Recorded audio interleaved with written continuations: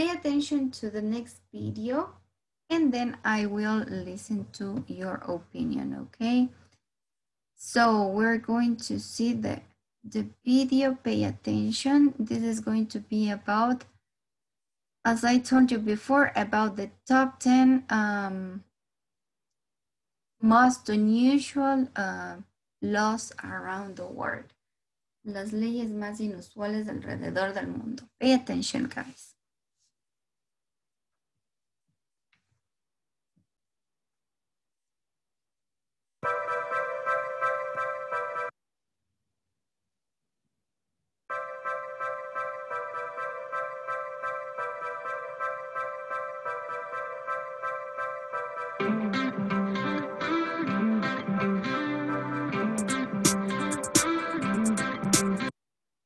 Can you help me reading this law, please, Erika Rosas?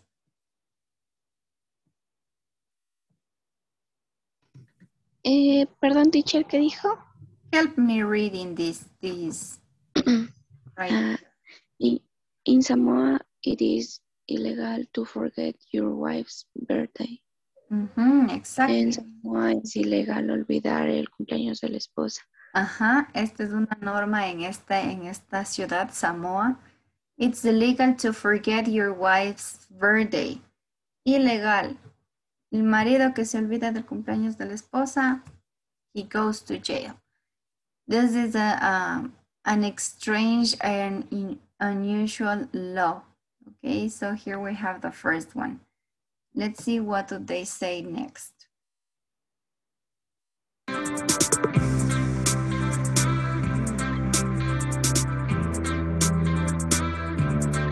Look at this. Police takes action when wife reports it to the police.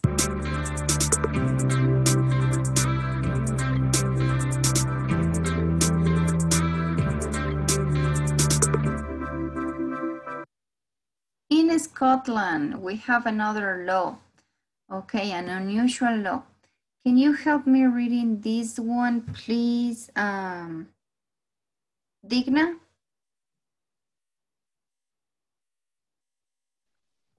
In Stockholm, if someone knocks on your door and requires the use of your toilet, you must let them. No entiendo la otra palabra. Enter. You must let them enter. Okay, so if you need the bathroom in Scotland and you are in Scotland, you can knock the door of anybody and they must let you in. That's an strange law, right? Es extraño, uno tiene que, en Escocia, si alguien les golpea la puerta y quiere utilizar el baño, tienen que dejarle entrar. That's how it works there, that's the law. Okay, let's continue and see the next.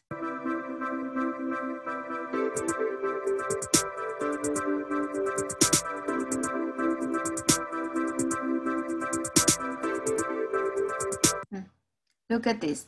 This was even voted of UK's 5th most ridiculous law in 2008, according to the Telegraph.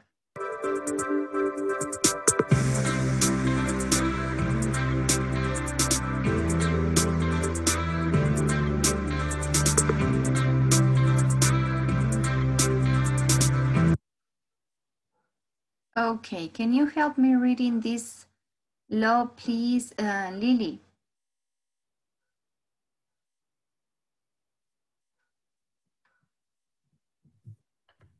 It is against the law not to walk young dog at least. Se hizo negra la pantalla. At least 3 times a day in Turin, Italy. Exactly. So look at this. In this town in Italy, there is a law against people who don't walk your dog at least 3 times a day. So in this place, if you have a dog, you need to take him for a walk. Okay, let's continue.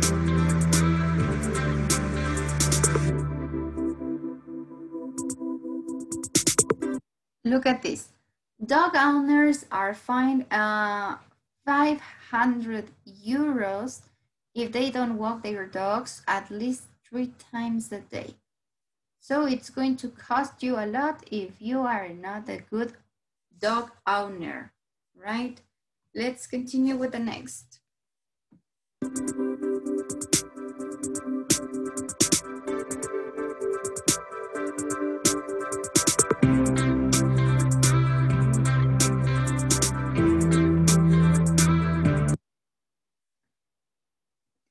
This is a very funny law.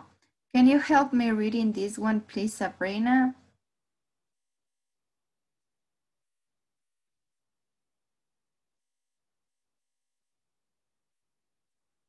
In Baltimore,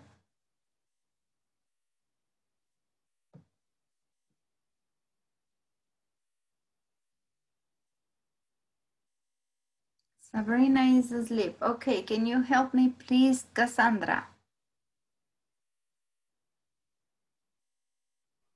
In Baltimore, Maryland, it's illegal to bring a lion to an office. Exactly. In Baltimore, Maryland, it's illegal to bring a lion to the movies. So if you have a lion as your pet, you cannot.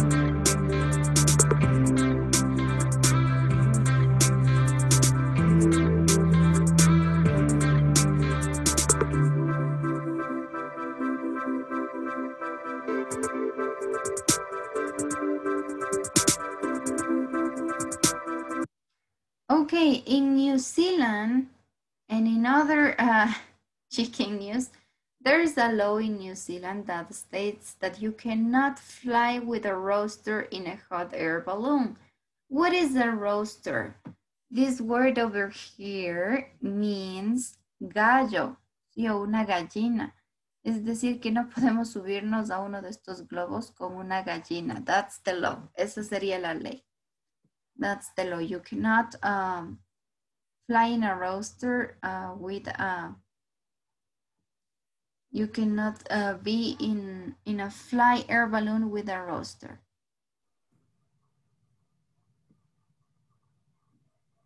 Okay, Sabrina, don't worry, you're going to read the next.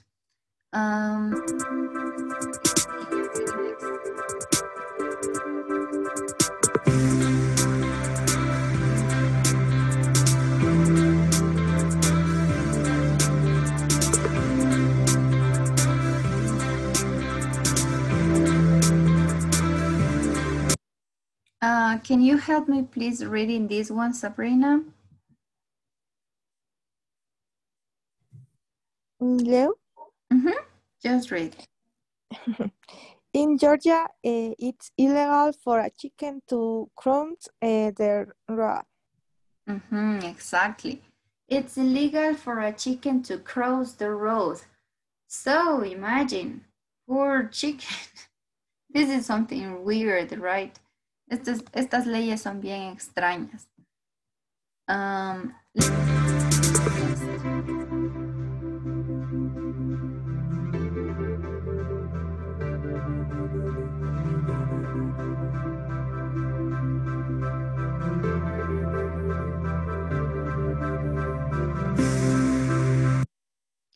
Okay, here we have another strange law. Can you help me reading this one, Brian?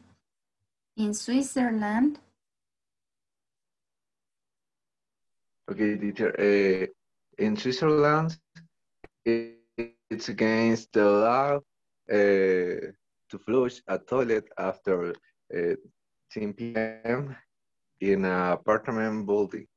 Exactly.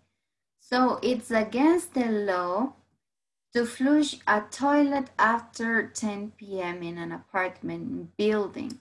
So if you live in an apartment and you want to go to the bathroom after p.m., you cannot flush the toilet. No hay como jalar la cadena después de las 10, ¿no? En Suiza. If you live in an apartment building, si viven en algún departamento, sorry, but you cannot flush your toilet after 10 p.m.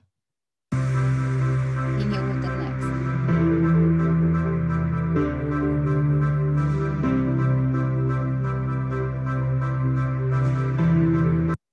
Here it says, apparently it's too noisy for...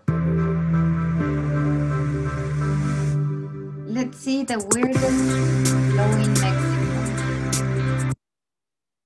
So here we have quite a big law. Can you help me reading, please? Leo, can you help me reading this one, please, in Mexico? Okay, teacher. In Mexico, it's illegal for bicyclists to leave their feet off the pedals while riding, as this might cause them... No alcanzo a ver le tapa la línea roja, teacher. To lose control of the bike. Don't worry. Yes, so it's illegal to do the thing that this guy in the picture is doing. You cannot ride your bike with your feet like outside the bicycle.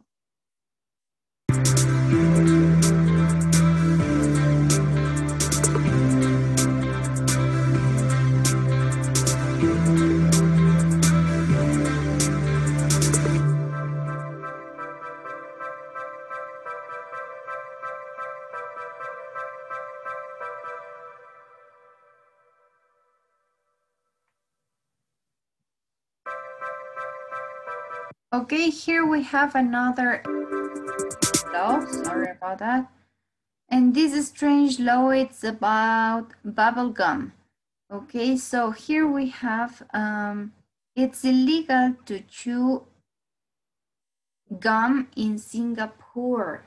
So you cannot chew bubble gum in Singapore. In fact, no gum is bought or sold here. The law said to be in a place to keep public spaces clean. So in Singapore, they don't sell any bubble gum, and you cannot chew bubble gum because they say that this law is to prevent or to keep public spaces clean. This makes kind of sense, but it's strange that you cannot find any chewing gum over there. Sí, es extraño que en este lugar, en Singapur, dice que ustedes no van a encontrar chicle. Ni lo venden ni lo pueden comprar porque las autoridades quieren prevenir o quieren mantener los espacios públicos limpios. Y la gente generalmente termina el chicle y bota, ¿no es cierto? Y hay personas que incluso... So, this is what they have in Singapore. And let's read the last strange law we have in this video, okay? Vamos con la última.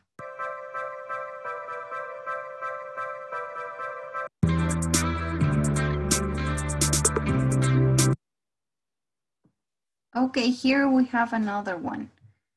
In Milan, Italy, it's illegal for citizens to frown in public unless they're at a funeral or visiting someone in a hospital.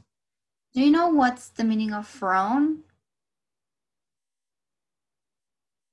This word right here, frown, means cuando ustedes fruncen el ceño. Esa significa frown, fruncir el ceño. Entonces, cuando hacen esa cara así, se les frunce toda y parecen bravísimos, that's illegal in Milan. Okay, so people cannot do that unless they are in a funeral or maybe visiting someone in a hospital. Okay, so here we have some 10 weird and strange laws around the world. Which law do you think is the weirdest? ¿Cuál de todas estas leyes creen que sea la más extraña? La de los pollos que no pueden cruzar el camino, teacher.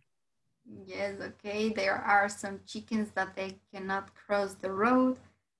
We have the one with... Los gallos en el globo. ¿Quién va a llevar un gallo ahí? In the air balloon, yes. Who takes the chicken with you? Yes, that's right. What else? What else was weird?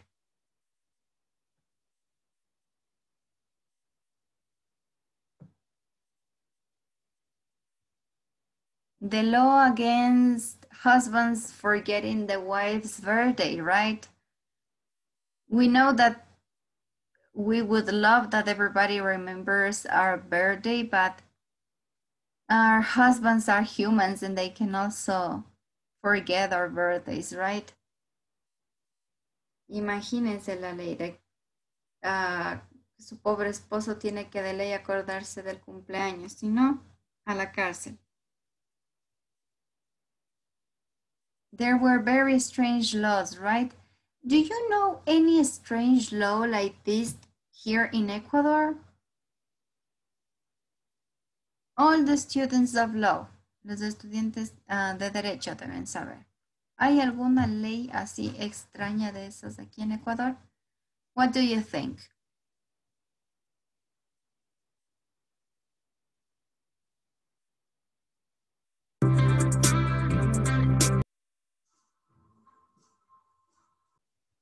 Que les bañan y les ortigan así con agua fría, por ejemplo. Yes, that's an excellent example. So they, someone who has committed a crime for the community, they are taken into a public space, right? And they use this very strong plant called ortiga, and they just hit them with the ortiga, no, all over the body. And then they, so let's see. Can you tell me at what age could you do these things, legally talking or legally speaking? Okay, legalmente hablando. ¿A qué edad you can drive a car here in Ecuador? 18 years, teacher. Okay, yes, 18 years. What about getting a credit card? 21. Maybe. Okay, legally could be 21. What about getting a part-time job? 16. What is the age? Yes, I think 16 is the age. Are we right, guys? ¿Estamos en lo cierto? Los chicos de derecho, ¿desde qué edad pueden legalmente los adolescentes tener un empleo? Hi, teacher. 16 years, teacher. Okay, 16 years, so we were right. Get a part-time job since we are 16. What about getting married? 18. 18. 18, right? Legally. See a violent movie. Depende de la película, teacher. Ahí le dicen la edad. For example, do you know which ages? Normalmente 18 debería ser, ¿no? At least the ones who are very bloody movies, yes, I think, are maybe from 16 to 18, the legal ages. What about vote in an election? 16. Yes, 16. Look at this. So we can do different things legally speaking at different ages. So teenagers from 16 on, they can do at least two things. They can vote and they can get a job. The rest of the things are not so legal. For example, getting married or maybe getting a credit card. You cannot do it because you are not ready to have these adult obligations, we can say. So we're going to read. If you get this age of majority, the same as here in the rest of the countries, you know, Here we have the age of majority. I think 18 years is the age of majority here in Ecuador, but in other countries, you are not an adult until you become 21, for example. So let's see. Let's see what we have in the next reading, okay? You're going to help me completing this. Let's see. Let me show you.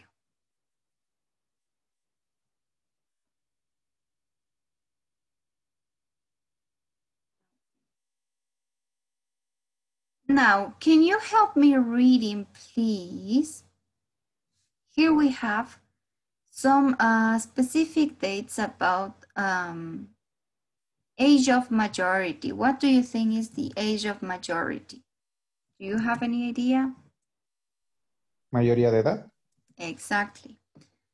When do we turn adults, right? Cuando nos volvemos adultos. So, can you please help me reading the first opinion about age of majority, please? Let me see. Grace, could you help me reading number 1?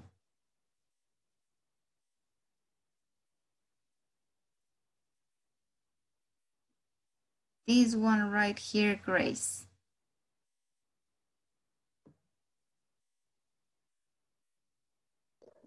Good morning, teacher.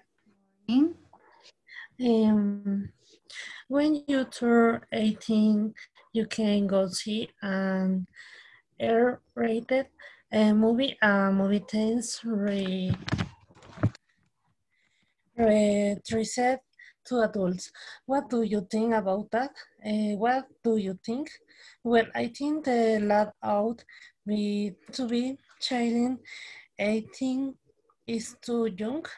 Actually, I think rate movies should be banned altogether. They are far too violent.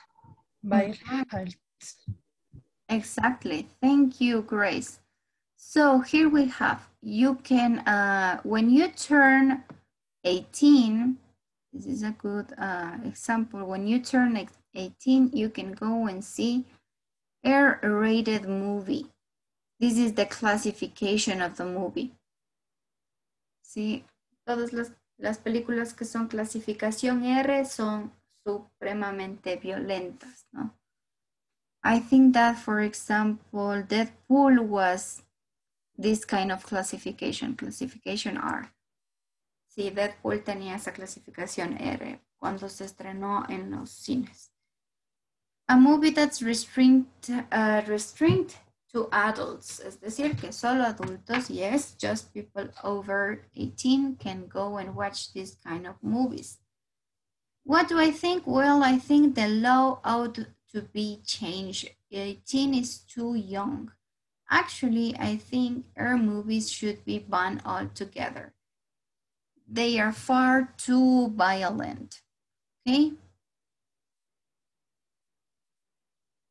And I have this other word that I think that can be also new for you. Okay, pay attention to the next explanations, guys. We're going to use this verb turn when we want to talk about age, okay? When you want to talk about your age or your years, you're going to use this verb with the meaning of cumplir, okay? Va a sonar como cumplir, pero no es como cumplir una tarea, sino más bien este verbo turn se refiere a cumplir años. Sí, cuando cumples 18 es de cumplir años, ¿ok? Don't forget about this. So anytime you want to say that you are turning some years, you're going to use this verb. Siempre que quieran referirse a cumplir años, en este caso van a utilizar el verbo turn, ¿ok? When you turn 18, cuando cumples 18 años.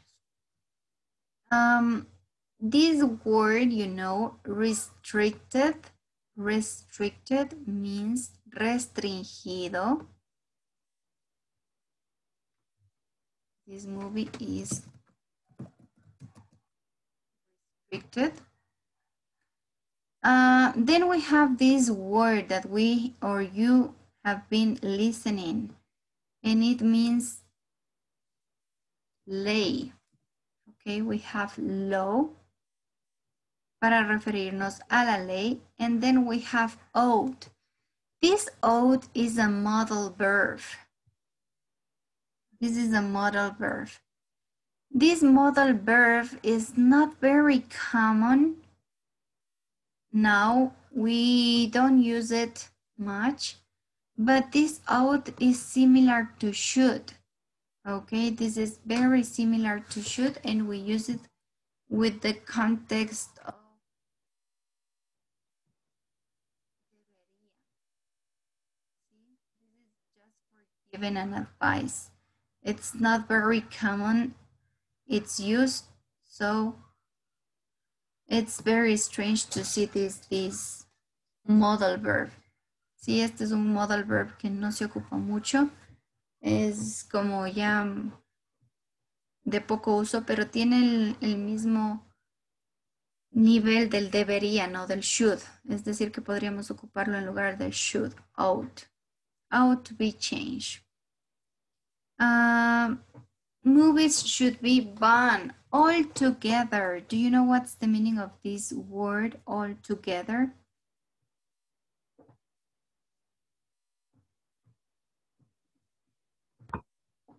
Aunque, teacher. Can you repeat that, please? Aunque significa. Perdón, ¿significa qué? Creo que es aunque, a pesar. No. No. Also, yes, means that. But this is altogether. This is another one. And this word means totalmente o completamente.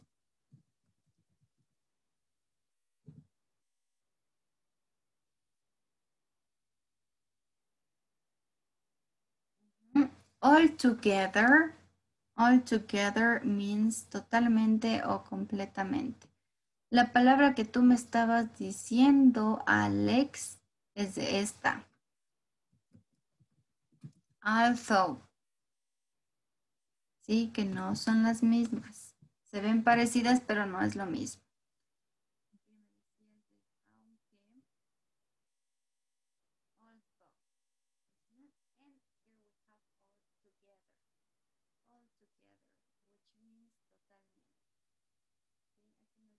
All these movies should be banned altogether. Estas películas deberían ser baneadas o restringidas completamente. Okay. So here we have what this guy means or thinks about these kind of movies. What do you think, guys? Should these movies be banned altogether? ¿Deberían banearse todas estas películas?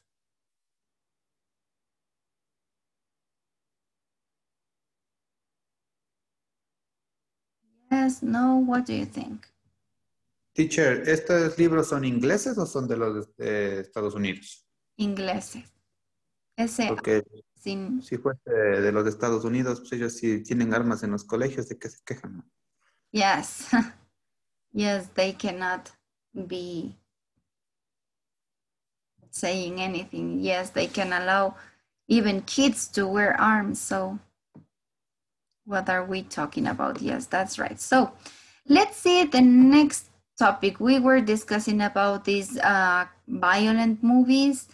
Now we're going to see something else. We're going to read this part of Maya Diaz. Can you help me reading, please? Dianita Lopez, help me reading this one, please.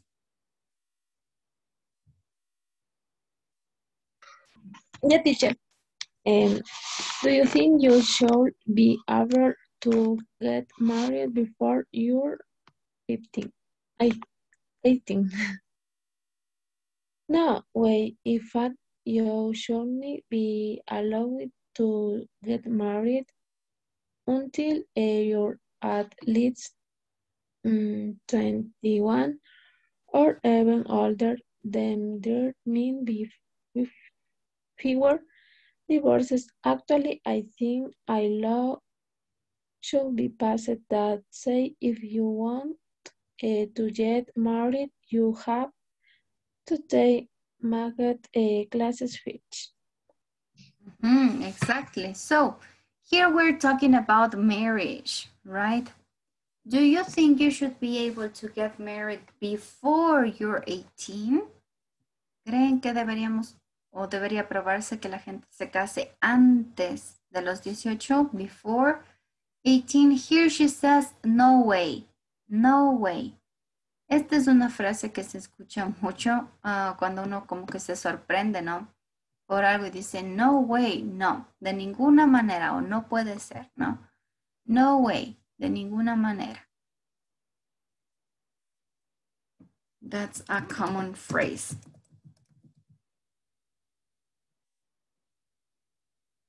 No way. In fact, de hecho, you shouldn't be allowed to get married until you get at least 21 or even older. This lady says that we shouldn't be able to get married at least until 21. Aquí la chica dice que no debería permitirse casarse antes al menos de los 21 años o más o tener un mayor edad. Okay, then there may be fewer divorces. Then there may be fewer divorces. Tal vez habría menos divorcios, ¿no? Maybe fewer divorces. Actually, acuérdense que esta palabra, a pesar que se ve como la que nosotros conocemos como actualmente, no significa eso. Actually, de hecho, I think a law should be passed that says that if you want to get married, you have to take marriage classes first. Dice, creo que si la gente quisiese casarse, debería tomar clases antes de casarse primero. Clases de matrimonio, ¿no? Clases acerca del matrimonio. What do you think, guys? What do you think about this? Teacher, ¿qué tendrían las clases de matrimonio? I don't know. For example, I'm taking marriage classes before I'm getting married in the church. And they taught you about different things that can happen in a couple life or something like that.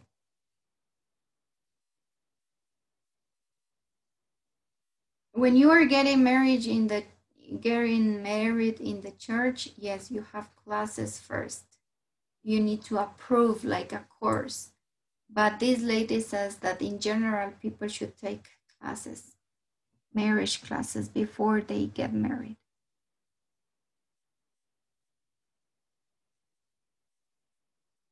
So, guys, tell me, do you think that we should get married at 18 years old? Or what do you think? Maybe younger, maybe older? La gente ya no se casa, teacher. Nunca, teacher, nunca. What do you think about marriage? Don't do it. Don't get married. Okay, so it's not easy. It's not an easy path. So yes. Yes, I know that why people say that. Okay, let me see.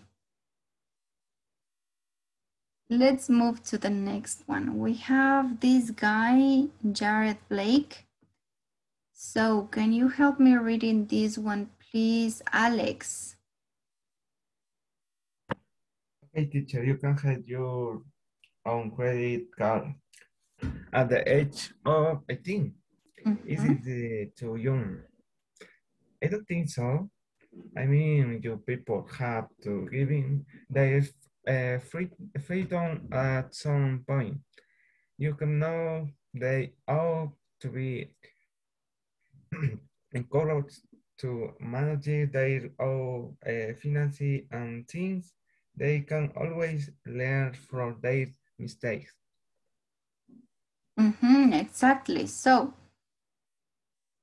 here we have some words. You can get your own credit card at the age of 18. Is it too young? I don't think so. I mean, young people have to be given their freedom at some point.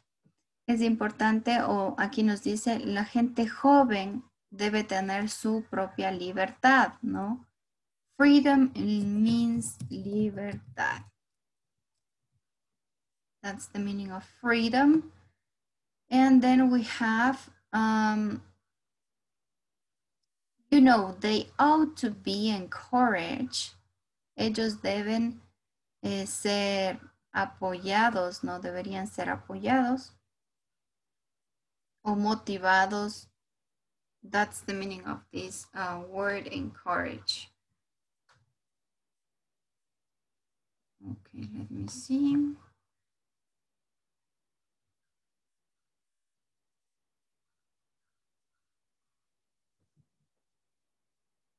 Animados, let me write. I don't know why it's not writing. Okay, animados o apoyados to manage their own finance and things. Deberían ser animados o apoyados o incentivados a tener sus propias finanzas, ¿no? They can always learn from mistakes. Siempre pueden aprender de los errores. What do you think? Do you think that people who are 18, they should have their own credit cards? What do you think? Is it okay?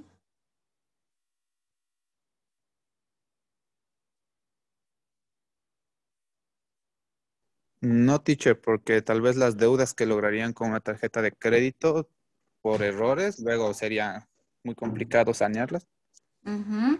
How do we say deudas? Esa es una buena palabra.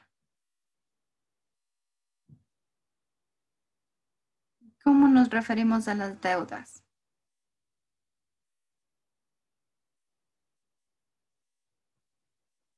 Let me write you over here.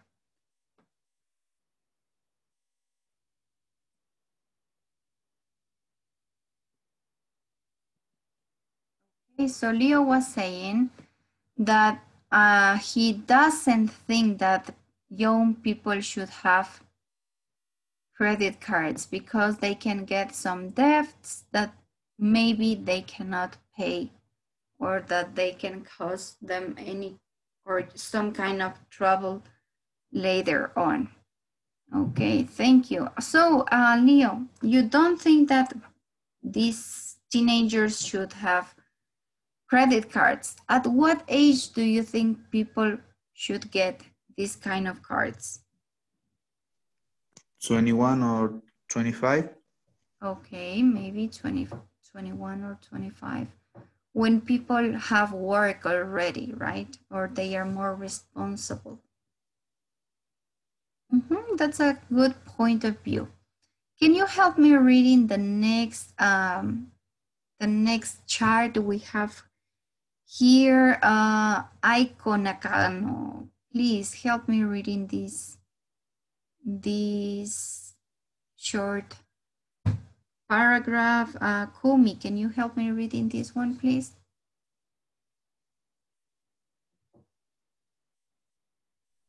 Yes, teacher. Good morning. Good morning. Do you think you should be allowed? Do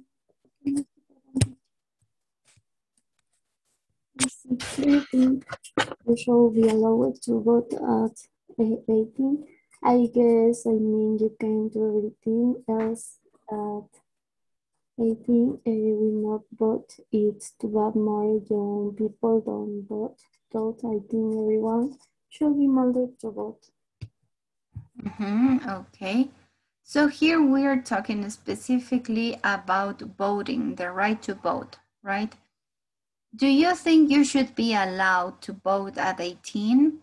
¿Creen que deberían ser permitido el voto a los 18 años? ¿Debería ser permitido el voto a los 18 años? Let me see.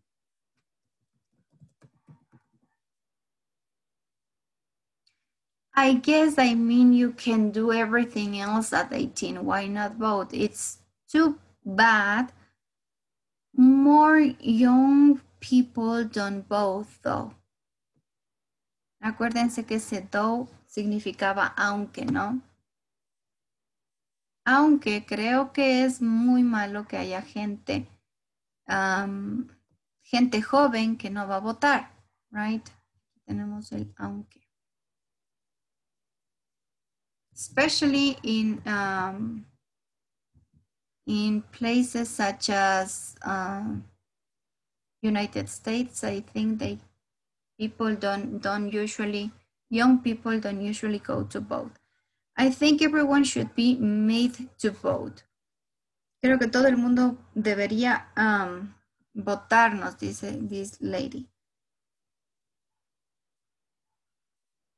But what do you think, guys? Should we vote at 16 years here in Ecuador? Do you think it's a good idea that people with 16 years old can go and vote? No, teacher. It's better to 18 years. Okay, who else? Who else thinks something different? Do you think that we should keep or let 16 years teenagers to go and vote?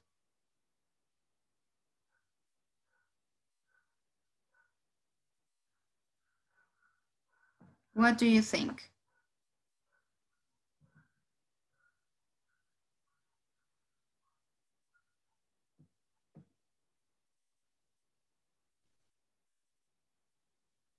Do you think they are too immature?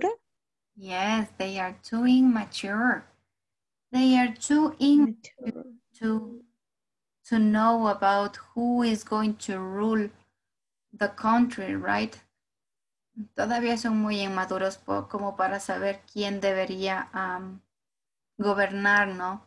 Even when you are more than 18, people are easy to manipulate. Si la gente incluso de más edad es muy fácil de manipular, ¿no? So, especially here in Latin America, people used to give the votes to people just by getting something from them. La gente se deja manipular y creen que entre más les ofrecen o más les dan los políticos, they are going to get more. Van a obtener más, pero no es así, ¿no? So, si la gente que es de más edad es fácil de manipular, imagínense los de 16 años. Yes, I don't think that a 16 years guys here in Ecuador should vote either. But anyway, let's see if something changes.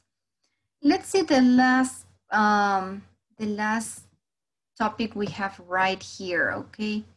Can you help me reading this last part over here about Pat Johnson, please, Muffer?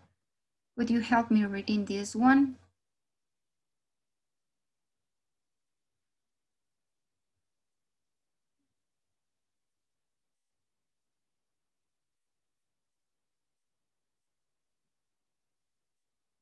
Okay, if Muffer can't, can you please help me reading this one, Digna?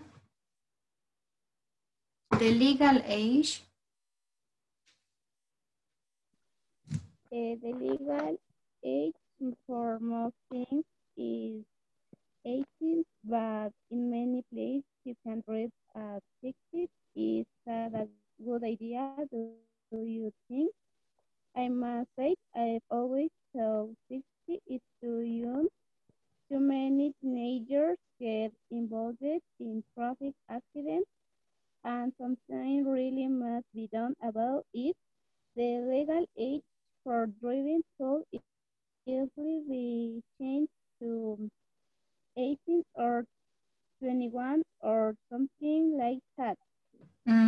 Exactly. Thank you, Digna. So here we have that the legal age for most of the things, to do most of the things like an adult, is 18.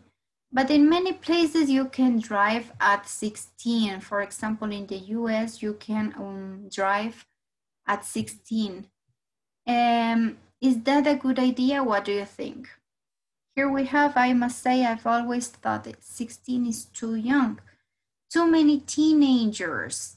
Teenagers would mean adolescentes, ¿sí? Muchos adolescentes se ven envueltos en accidentes de tráfico y algo debe ser hecho para cambiarse o para cambiarlo, ¿no? The legal age for driving could easily be changed to 18 or 21. Sí, fácilmente podría cambiarse esta edad para manejar o conducir a los 18 o 21 años. So what do you think? Do you think is a good age to have the driving license at 18, or maybe should we get our driving license later? What do you think?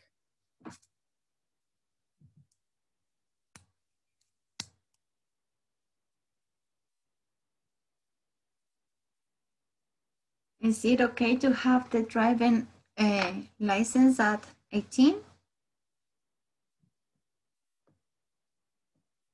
Do you Teacher, disagree? Yes, tell me. I think that 16 is fine. Are you sure? Yeah. Why? Why, Alex? Tell me. Porque hasta ahorita he visto que mis amigos, primos, manejan mejor que los padres a esa edad. Y ellos son los que tienen que estarles cuidando cuando se toman sus traguitos. Can you tell me that in English? Vamos, Alex, si puede. A ver. Because drying, no, less drying, their parents. Okay. They drive. Eh,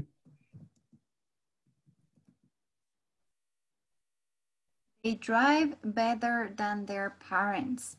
Si ellos manejan mejor, better than, mejor que sus padres, right? They drive better than their parents. Okay, thank you, Alex. Yes, that's a good opinion. Now, what are we going to do, guys? So we listen or we read about these 5 people in different aspects, right? Having a credit card, getting married, watching a movie, and so on. Now, can you help me answering these questions, guys? How do the people above said these things? Can you help me find these sentences in the article so we can underline these phrases? In which part of the first reading we can find a phrase that means this? ¿En qué parte de la, de la primera lectura podemos encontrar una frase que signifique lo mismo que esta? They should ban our movies. Deberían banear las películas de restricción o de categoría R. ¿En qué frase tenemos o podemos encontrar eso? Can you tell me that? Which one is the phrase?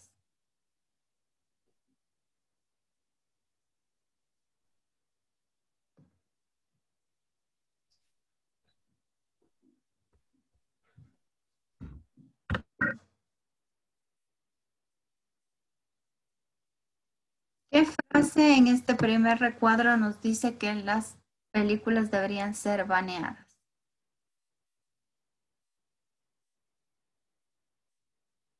Teacher, this I think R-rated movies should be banned altogether. Exactly. We have, I think R-rated movies should be banned altogether. Exactly. This is the right answer. I think R-rated movies should be banned altogether. Exactly. Aquí tenemos, ¿no es cierto? Now, let's find another phrase. Ahora vamos a buscar una frase que quiera decir: they shouldn't allow you to get married until you are 21. No deberían dejarnos casar hasta tener 21 años. Which is the phrase? ¿En dónde encontramos esa frase en esta segunda lectura? No way. In fact, you shouldn't be allowed to get married until you're at least 21 or even older. You shouldn't be allowed to get married until you're 21 or even older. Exactly. This is the part. Be very careful and very attentive with some of these structures, guys. Mucha atención a estas estructuras. You're going to see why. Okay. Let me see. Let's move to the next one. We're going to see, oh, sorry, let me erase. We're going to find out which phrase tell us you have to give young people their freedom at some point. ¿Con qué frase estamos diciendo que deberíamos darles libertad a los adolescentes? Just the young people have to give them their freedom at some point. Okay. Let me see. Here we have something very important. Yes. Young people have to be given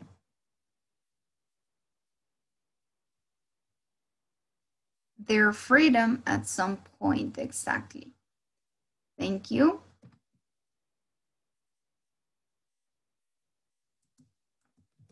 And now we're moving to the next one. Vamos a la siguiente. Which phrase can tell us that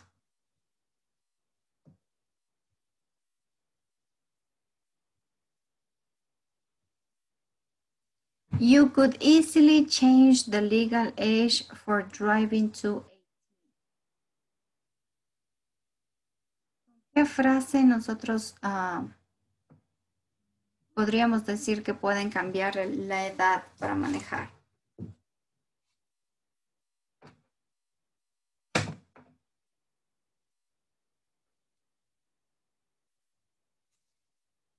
Del último párrafo.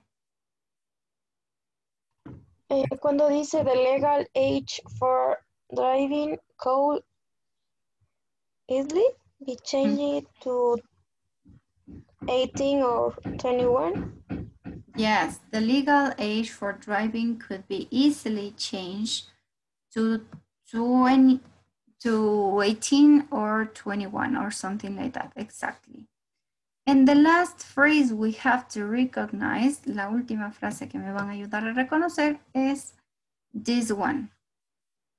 They ought to encourage young people to manage their own finances. Como animarles o incentivarles a los jóvenes a tener sus propias finanzas.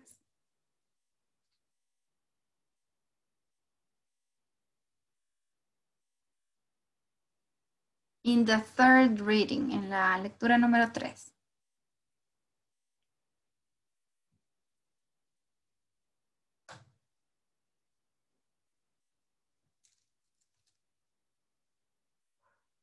How would it be? ¿Cómo sería?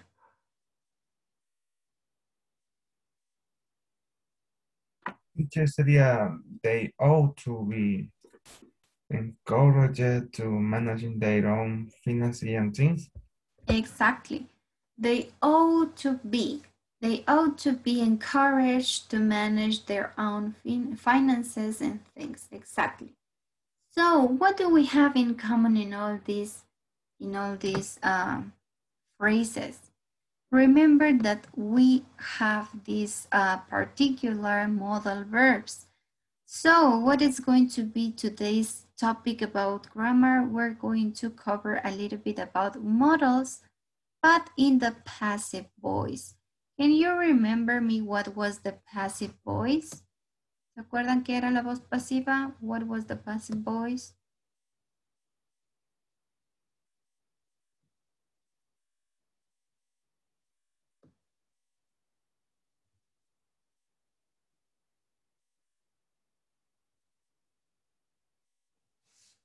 Teacher, era la- las acciones que se estaban haciendo pero aún no se terminan.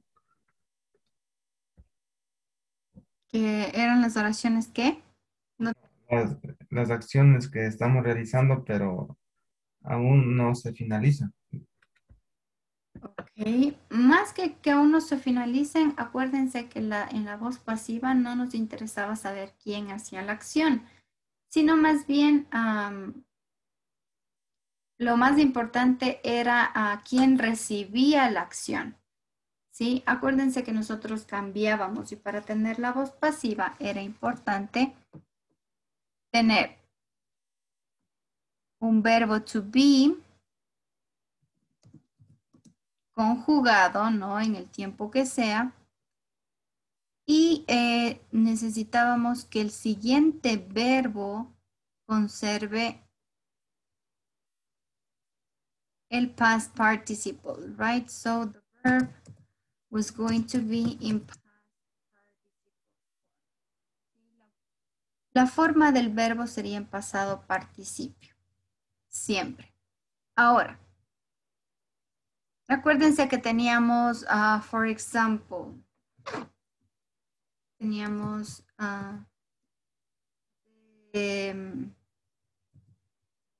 book.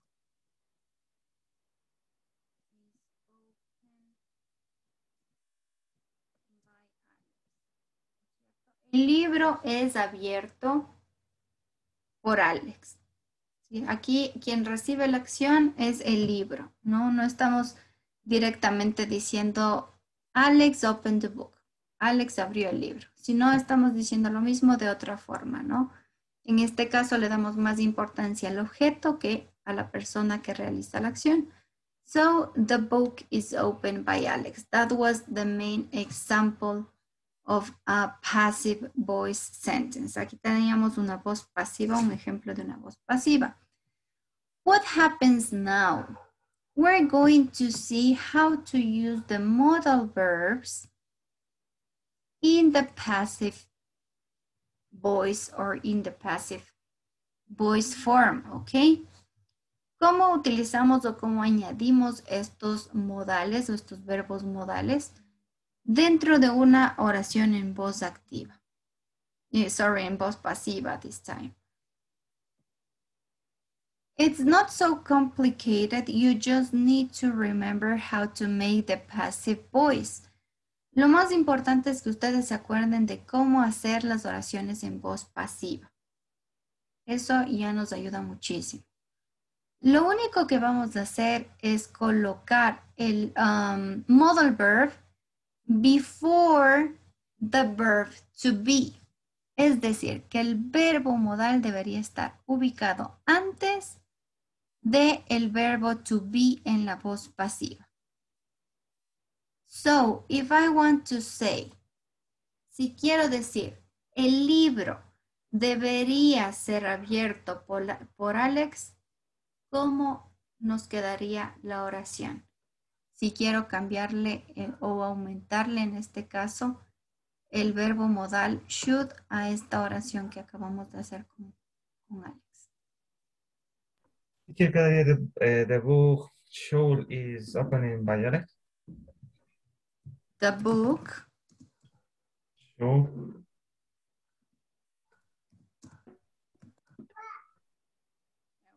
¿Qué va a pasar con el verbo to be? Mucho ojo. Aquí estaba el verbo to be ya conjugado, ¿no es cierto? Is opened. Es abierto. Es abierto. En este caso, lo que va a pasar es que el verbo to be va a cambiar.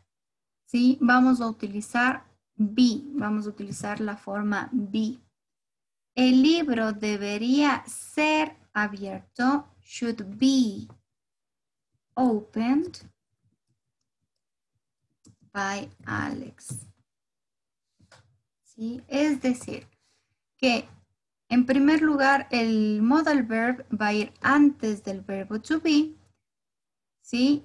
Y adicional vamos a cambiar. Si por ahí tenemos un verbo to be conjugado, ya sea is, are, o was, o were, en lugar de esa forma ya conjugada del verbo to be, vamos a utilizar la palabra be, ¿sí? Siempre, siempre. Por eso tenemos aquí, look at this in these examples. Be after the modal verb, okay? So be very careful. Hay que ser muy cuidadosos, ¿no? The book should be opened by Alex. Let's make, we're going to make another example. Ya vamos a hacer más ejemplos. This time here we have some of the phrases you told me from the reading. Aquí tenemos algunas de las frases que vimos de la lectura, ¿no? For example, can you help me reading this one, please, Leo?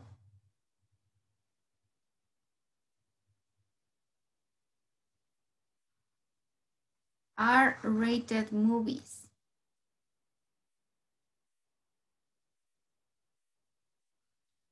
R-rated movies should be banned.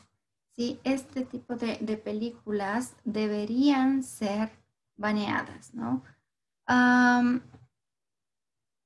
Or we have, you shouldn't be allowed to marry at 18. No debería ser permitido casarse a los 18 años. Es decir, que junto con el verbo modal, cuando ustedes estén haciendo oraciones en voz pasiva, vamos a utilizar be después del verbo modal. ¿Ok? Let's see another example. Vamos a hacer otro ejemplo.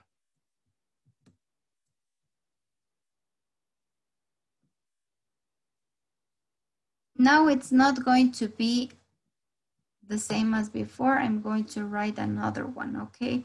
For example, let's say we have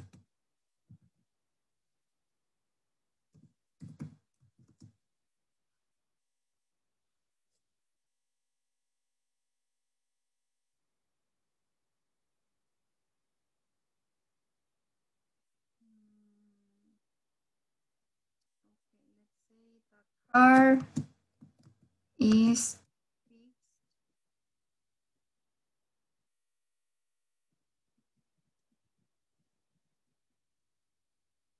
okay, the car is fixed by the mechanic.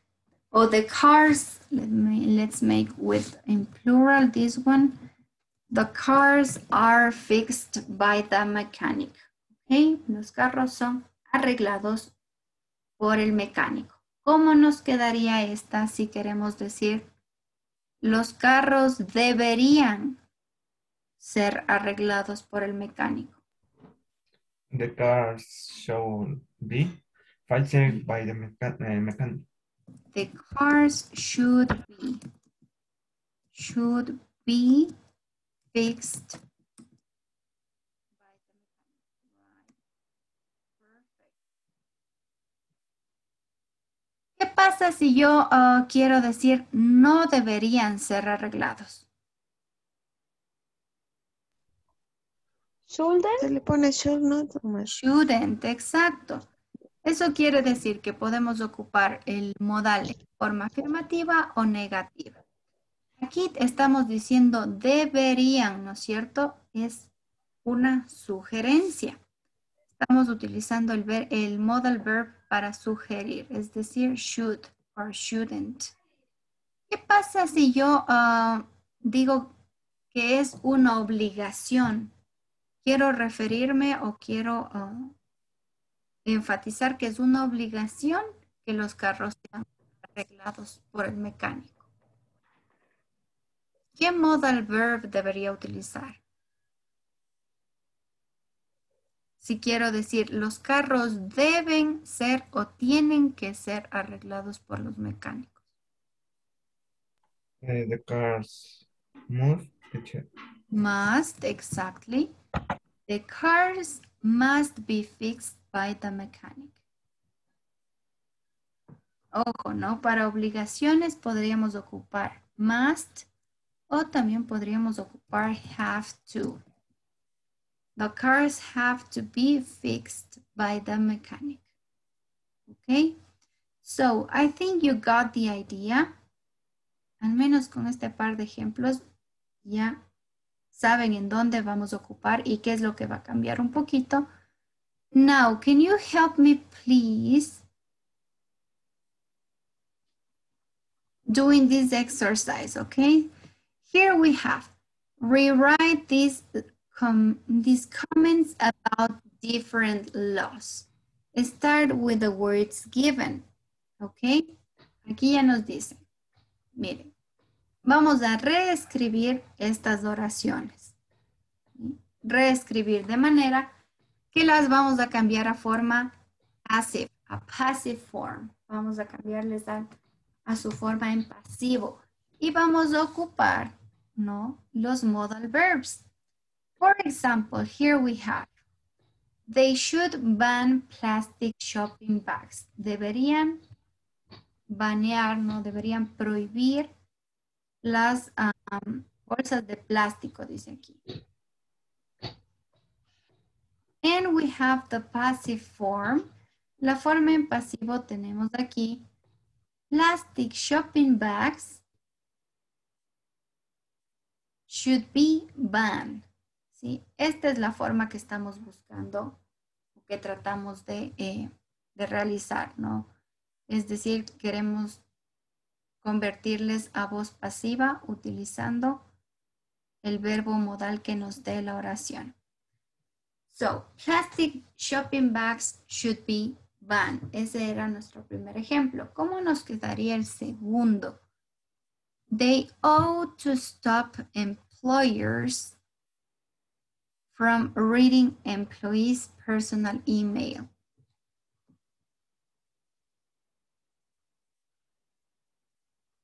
Deberían detener a los empleadores de leer el mail o los mails personales de los empleados. ¿Cómo nos quedaría?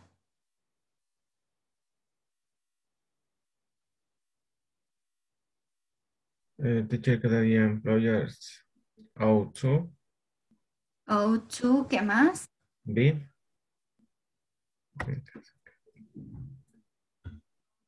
¿Y? To stop employers. No, from reading. A ver. Employer. Lo principal aquí es detener, ¿no es cierto? Como prohibir a los jefes leer el mail personal de los empleados.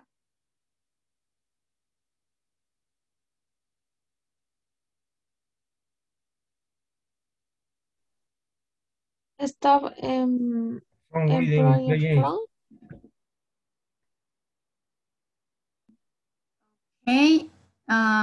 Employers ought to be.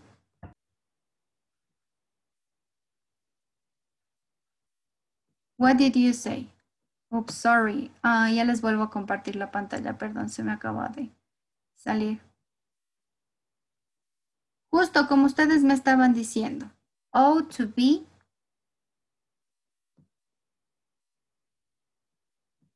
Employers ought to be. Reading employees. Personal. Antes del reading tenemos otro verbo que es más importante, que es la acción de detener más que de leer. Stop. To stop. Stop, teacher. Exactly. ¿Cómo sería el pasado participio? Acuérdense que el verbo va en pasado participio.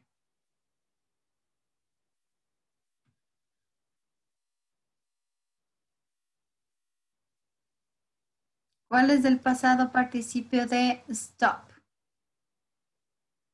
Stoppen. Stop it. They ought to be stopped from reading employees.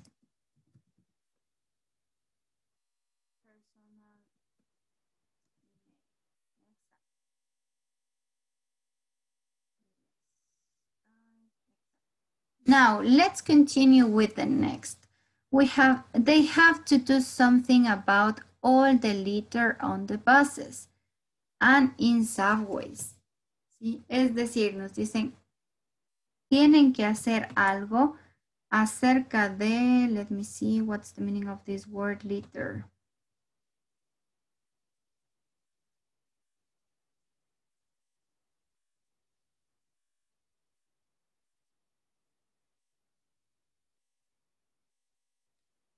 Tienen que hacer algo acerca de, no, litter is the word.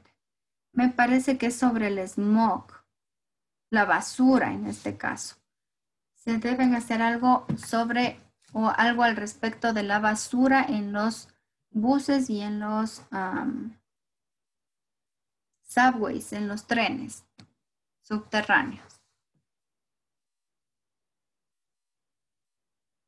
¿Cómo diríamos? Algo debe hacerse acerca de. The teacher sometimes have to be about all the lighter on the process. Nos falta el verbo en pasado participio. ¿Cuál es el verbo? Haven. That teacher. Mucho ojo. Este have to es el Modal. Ese es el modal. After the modal, you're going to find the main verb. Do. Después del modal va el verbo principal. Exacto. Entonces, ese verbo es el que luego va, miren, en pasado participio. ¿Cómo sería en este caso? What's the past participle of do? Done. Exactly. So, something have to be done. ¿Qué más?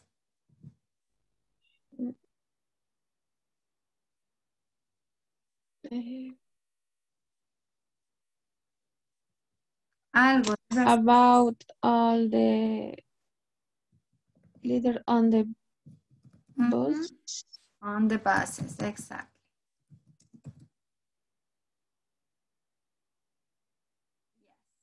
So, something have to be done about all the litter on the buses. Let's continue with the next. Vamos a la siguiente.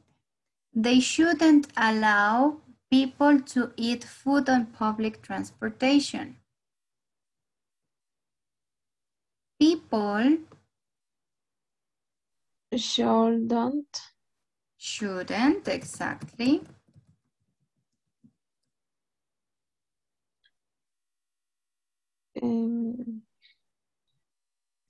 ¿Cómo es el pasado de allowed?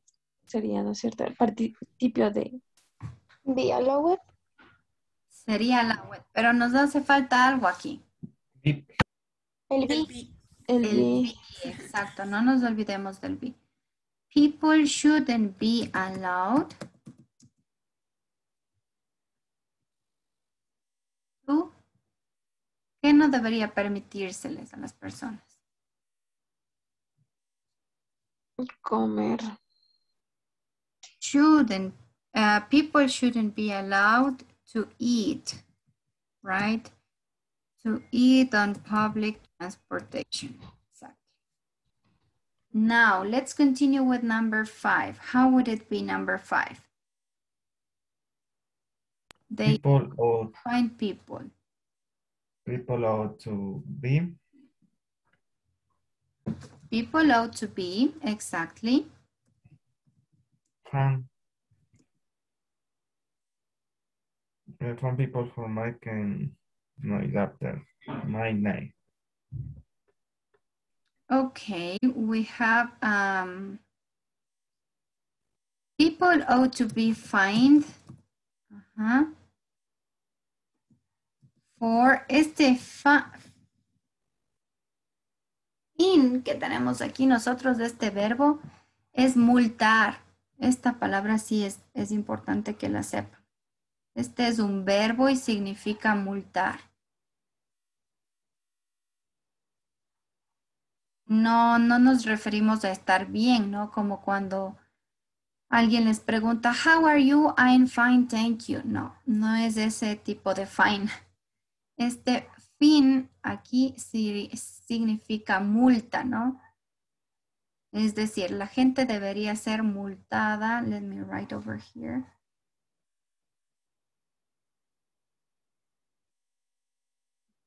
La gente debería ser multada. ¿Por qué razón? For making noise after midnight, teacher. Exactly. For making noise after midnight. Deberían ser multados por hacer bulla después de la medianoche. Okay, let's continue with the next. They really must do something about the speeding on freeways. How would it be? Something must be and do, ¿qué sería? ¿Gone? No es gone. Es gone, ¿sí no? Eso es. Ya teníamos para ahí otro. ¿Cómo sería el pasado participio de do, Jenny?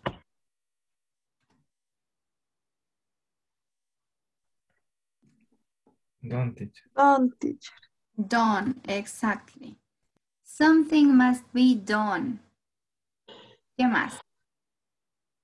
So, something about speed. Ya tenemos Yes. puesto something. About. About, exactly. About spending on freeways. No volvemos a repetir something porque ya lo tenemos al inicio de la oración, ¿no? Something must be done about speeding on freeways. Algo debe hacerse sobre el exceso de velocidad o sobre la velocidad en las carreteras, ¿no? On freeways. Let's continue with number 7.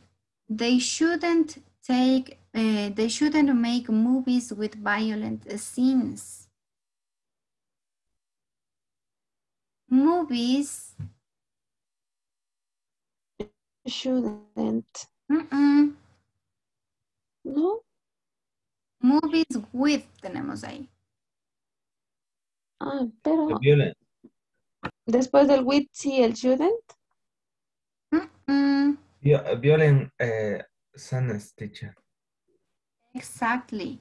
Películas con, dice. Películas con escenas violentas nos hace falta aquí. Movies with violent scenes.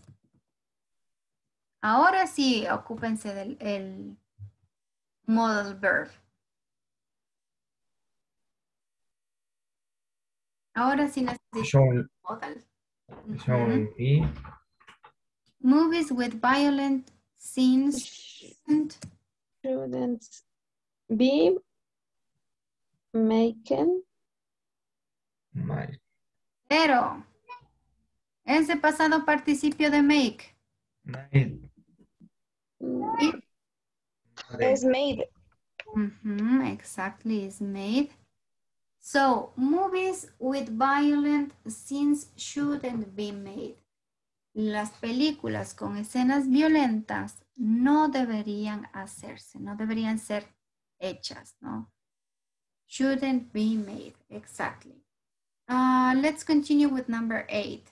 They could encourage people to stop smoking if they were more anti-smoking laws. ¿Cómo nos quedaría?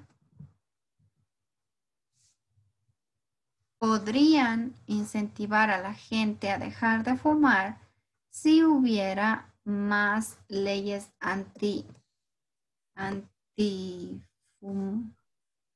fumar, para no fumar, leyes para no fumar. ¿Cómo nos quedaría? Teacher sería people call be. To,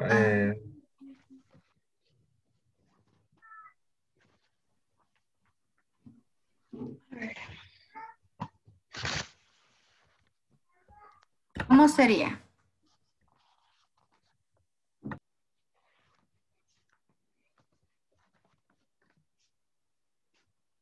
¿Cuál es la parte más importante? People could be Could stopping be. smoking if we stop it. People could be. ¿Qué más? ¿Cuál es el siguiente verbo?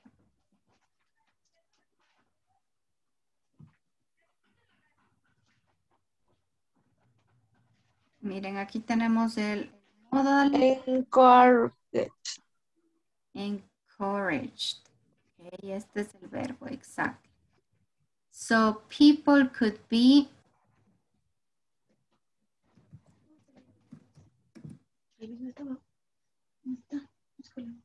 encouraged. La gente puede ser incentivada a qué?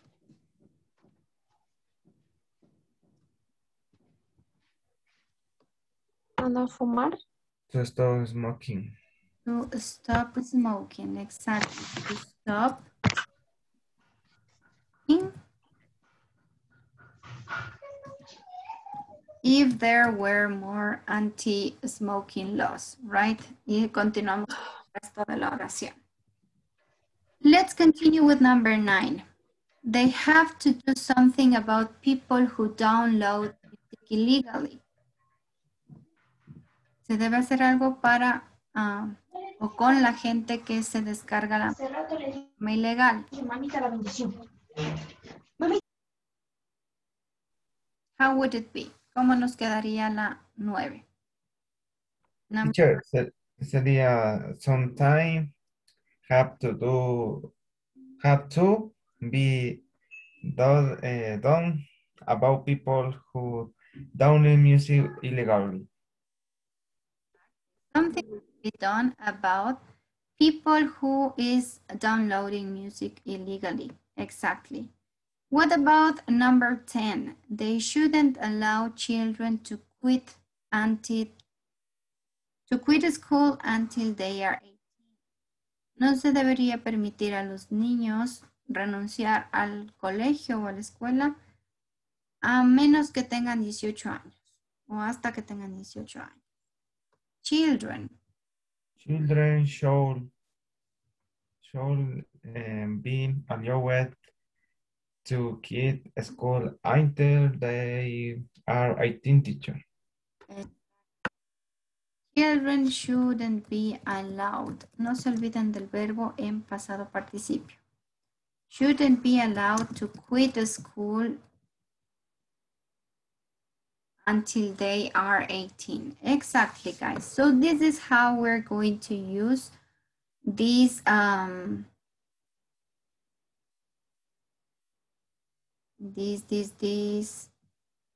modal verbs in passive voice. Sí, esa es la forma en la que vamos a ocupar estos verbos modales en la voz pasiva. Okay, guys, you did a great job. So here we have some saying conversational expressions. Look at this. Can you help me reading, please, this part? Let me see something who hasn't participated. Cassandra, can you help me reading this phrase in the blue chart, please? I mean, you can do everything else at 18. Why now about you can write what I mean. You know, they how to be encouraged to manage their own finances and things. The legal age for driving code, I think, be changed to 18 or 21 or something like that. Okay, yes, thank you. So now what are we going to do? You're going to tell me 3 things or 3 laws that should be approved. For example, let's say you should get married at 25. Let's imagine. Or you should have your own credit card at 30 years old. Okay, so you're going to discuss about 3 laws, 3 things that people should be encouraged to, ¿sí? 3 leyes que ustedes creen que deberían aprobarse.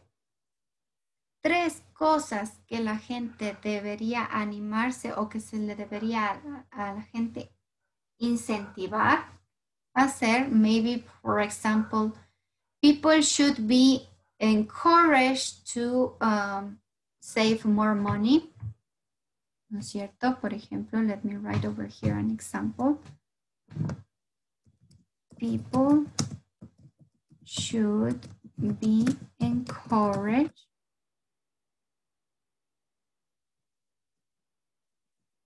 save more money. Or for example, here, people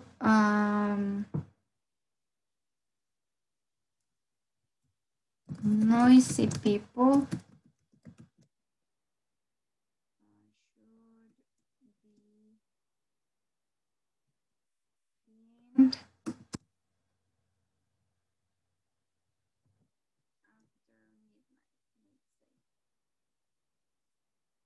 La gente ruidosa debería ser multada después de la medianoche.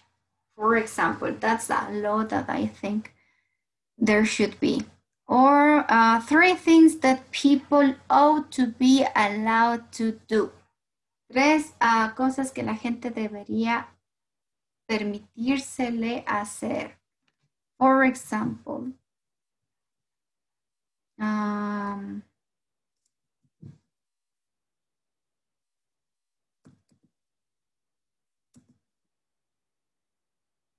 people ought to be allowed to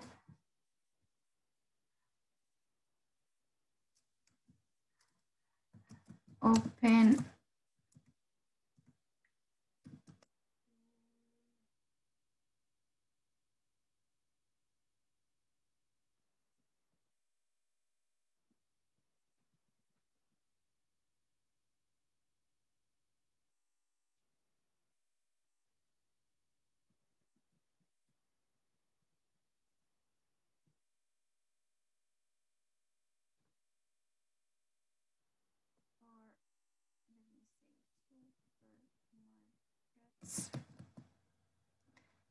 supermarkets ought to be allowed to work after midnight, for example.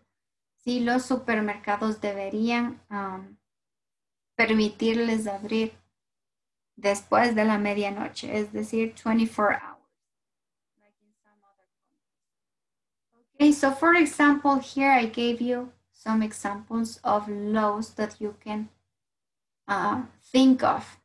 Okay, what are we going to do? You're going to write these laws And let's not make 3 because it's going to take you a lot of time. We're going to write just one law that should be passed, one thing that should be people should be encouraged to do, and one thing people ought to be allowed to do. Okay, just one. Solo una vamos a hacer, ¿no? Una ley que debería ser aprobada, algo en lo que se debería como incentivar a la gente y algo que la gente debería tener permitido hacer. Sí, solo una. Just one. Okay. Make this example and send it to your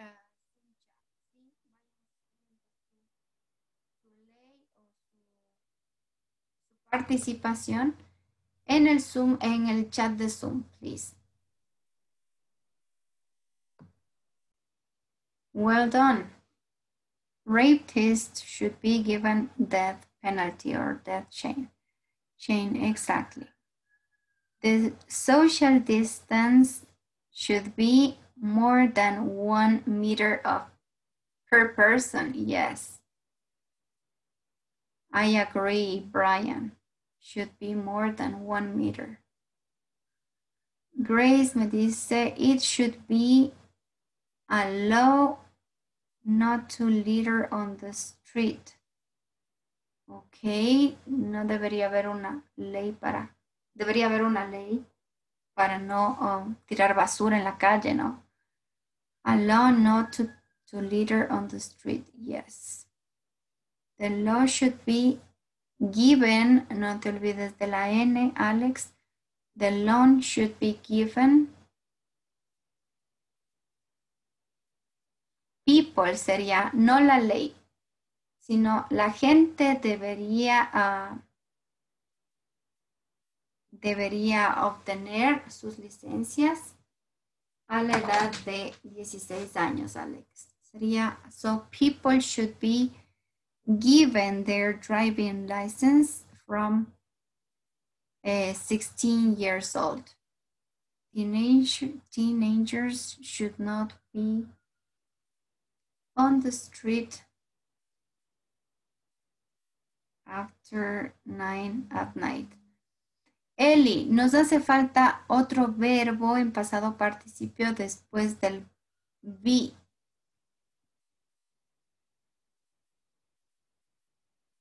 Teenagers should not be allowed, no deberían ser permitidos permanecer o estar afuera de las casas después de las 9, por ejemplo. Teenagers should not be allowed to be on the streets after 9 at night. Yeah, thank you, teacher. Police officers should be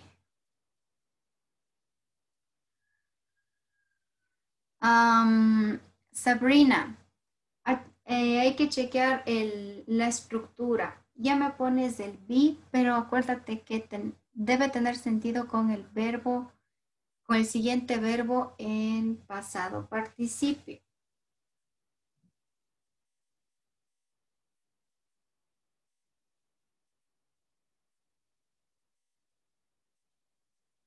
Por ejemplo, capacity of people in bars, la capacidad de la gente en los bares, should be controlled by police officers.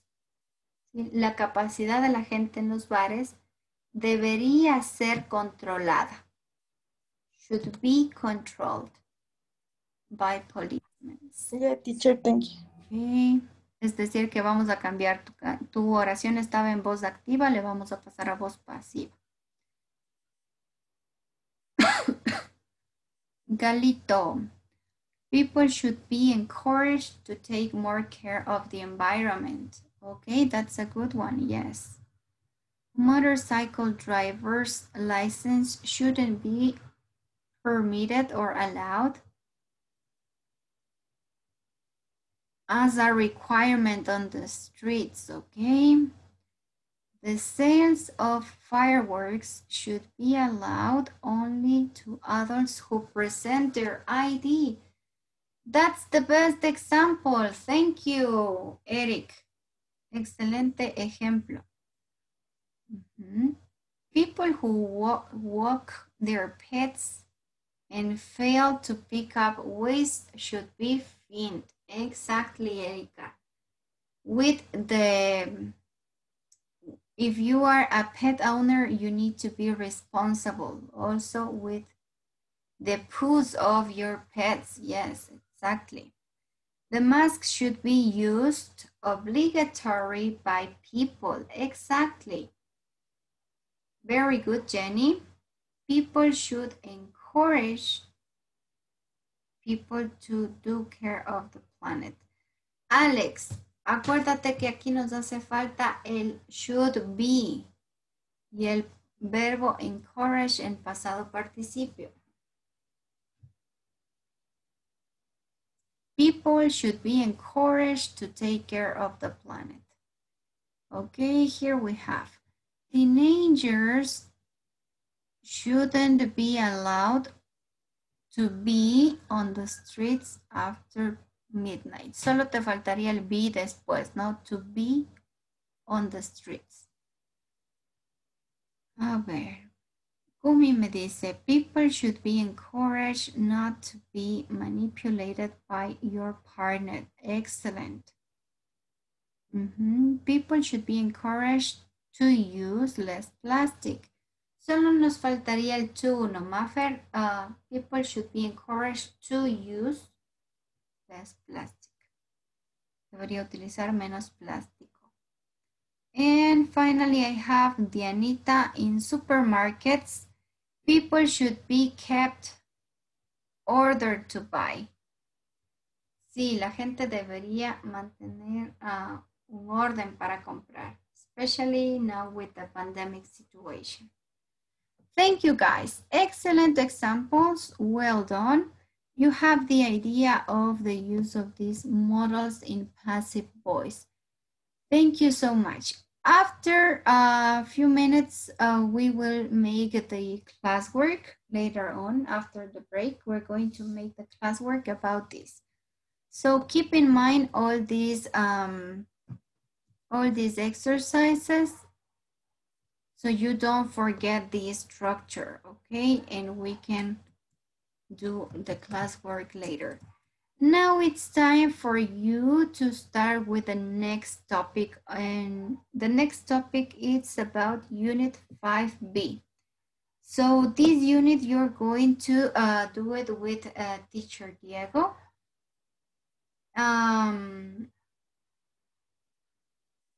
I don't know if Teacher Diego is ready to start, so we go ahead with the next topic. Okay, thank you, teacher. Okay, guys, to start, I'm going to share a video. Let me share here. Okay, this is a kind of funny video, maybe that some of you already have seen. So let's see. Hey, old man, give me everything. Call an ambulance! Call an ambulance! But not for me. Okay, guys, so now that you see the video, we're going to answer some conversation questions, okay? As you see, here we have 4 questions. The first one says, have you ever witnessed a crime? Should a person who steals always be punished? And do you think guns help prevent crime? And the final one, what crimes have you heard about recently in the news? So maybe this can be a new word for you, I guess, witness it. Okay, so maybe someone who knows the meaning of this word can help me, please. Alguien que sepa el significado de esta palabra, maybe.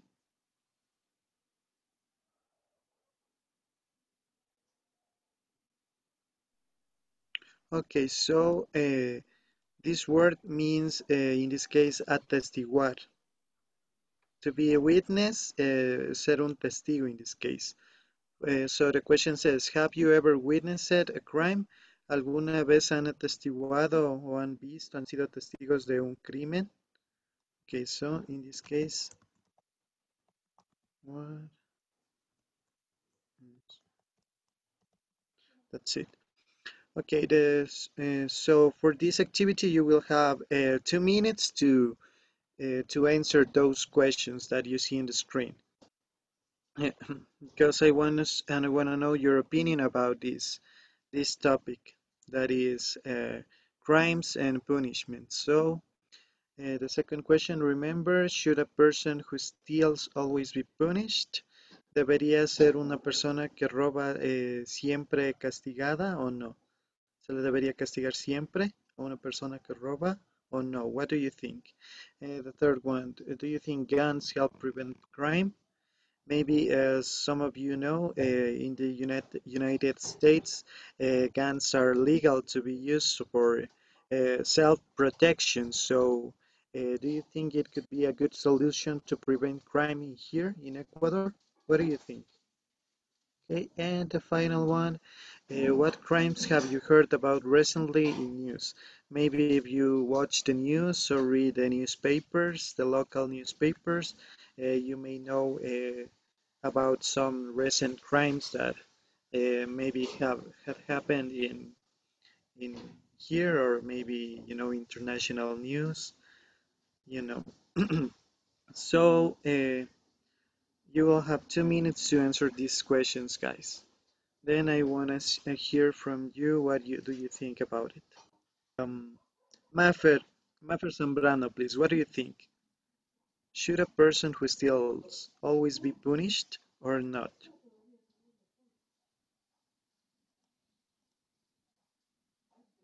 Mafer?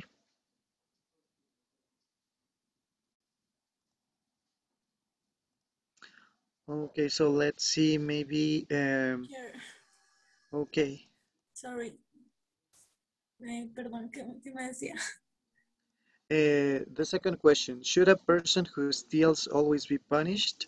Yes or not? Okay, Sabrina says yes. What do you think, Mafer? I think yes. Also. Okay, and why? What do you think yes? Mm,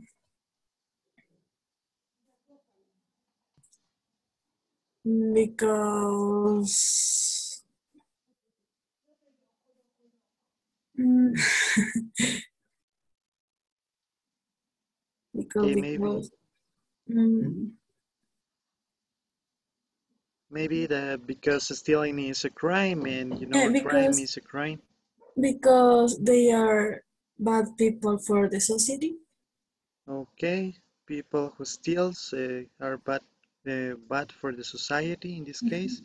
Okay, let's see. Giovanna says, from my point of view, I think that yes, because it's a crime. Yeah, in fact, it's a crime. But maybe there are some people who have different, purposes. But anyways, there are always some other options to survive, and some other things that can happen. So let's see, maybe Ellie says, I think yes. Okay, he should be punished, people should be punished. Okay, thank you, Ellie. Now let's see with the third question. Do you think guns help prevent crime? Let me see. Mauri, please. Mauricio, what do you think?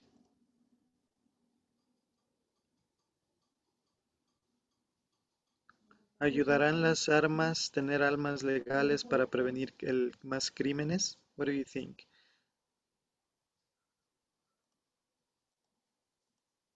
Or let's see, Teacher, maybe. Okay.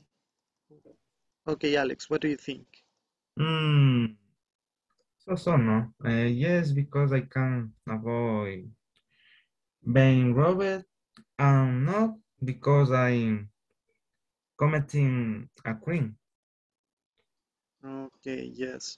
You see, you're seeing the two sides of the coin in this case, because yes, it could be maybe good for health to self-protection, maybe, but also can be dangerous because we cannot face violence with violence. Okay, that's not the solution, I guess. So let's see. Jocelyn says if it helps to defend against the offender and not be defense. Okay, that's also a good point of view, guys. So maybe it could help in some way, but in some other way it can be also dangerous, and because allowing all people to have a gun can be dangerous.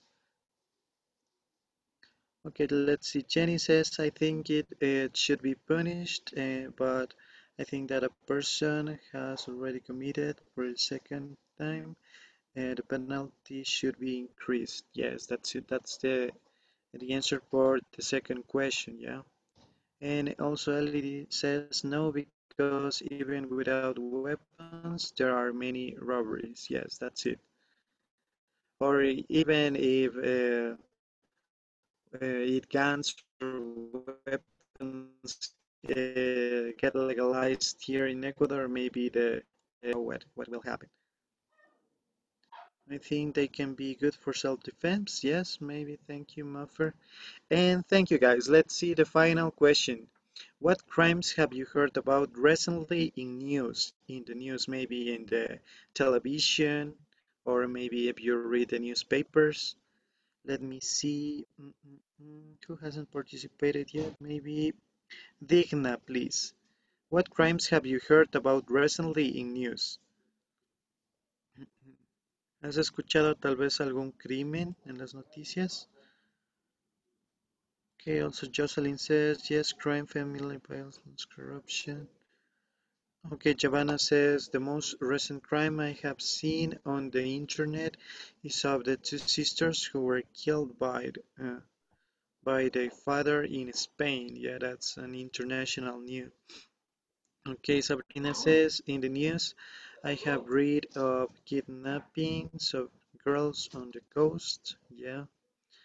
Also, Vale says the remains of a missing teacher were found yesterday. Okay, let's see someone else write something. Majo says the death of the president of Haiti and the first lady. Okay, yeah, there are some. Also, Eric says the crimes against the Cabana people by the government. Yeah, maybe there are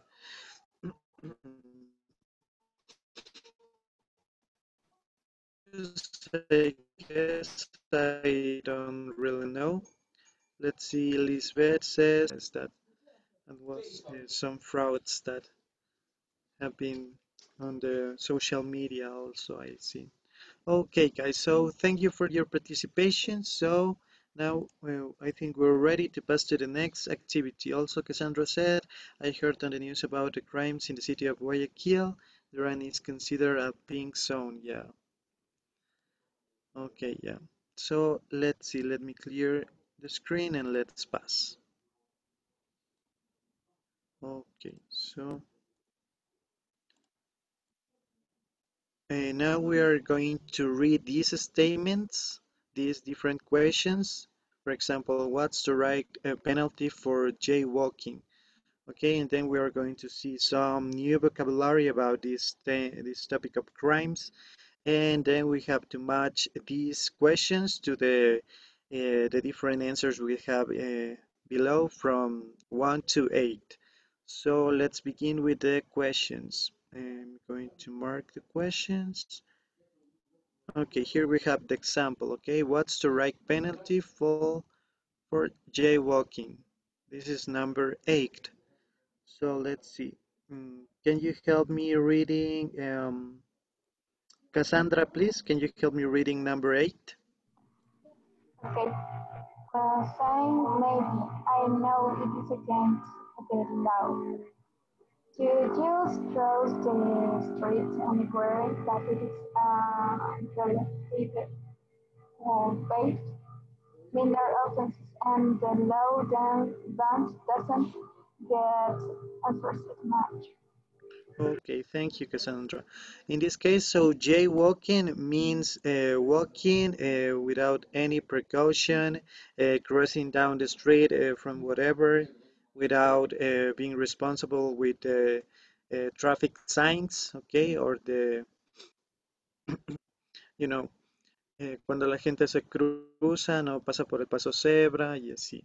In this case, just a fine says could be a good punishment for this kind of penalty because it's not like something in this case a little more serious, I guess. So thank you, Cassandra. Let's see the next one.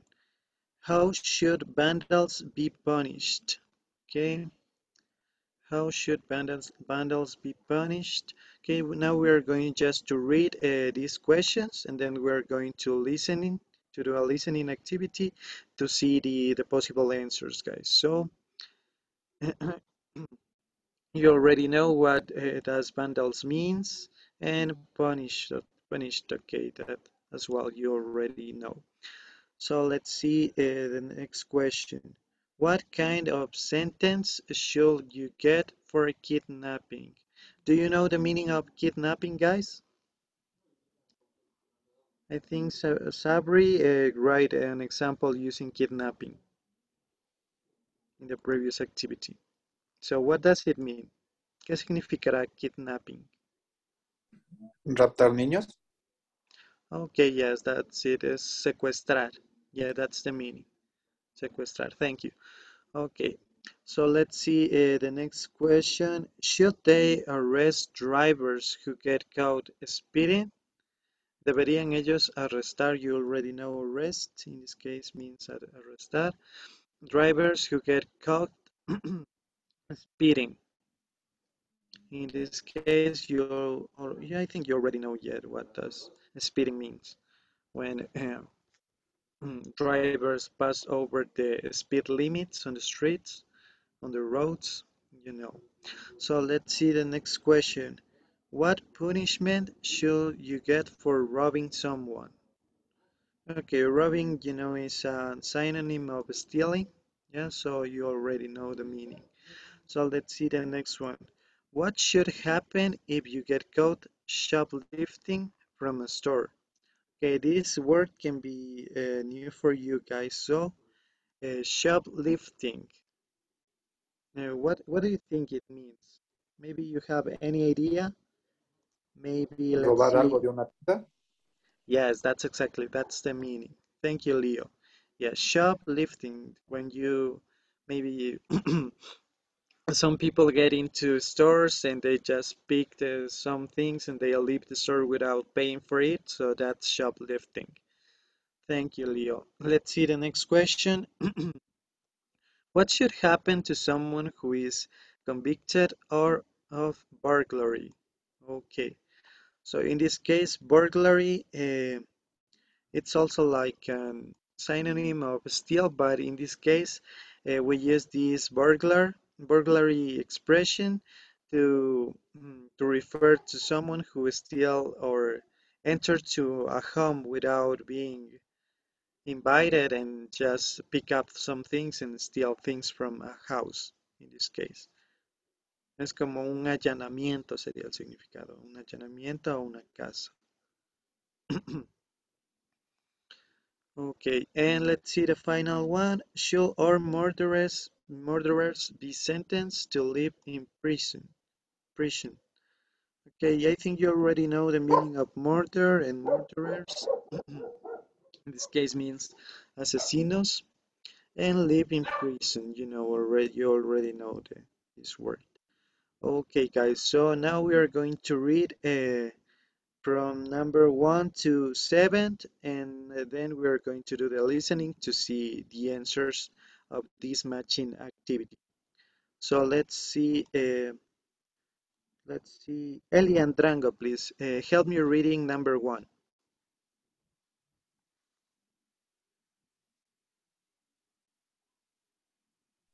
Yeah, I think shoplifters should be fined at first, but if they get caught stealing away and away, they should go to hell. Okay.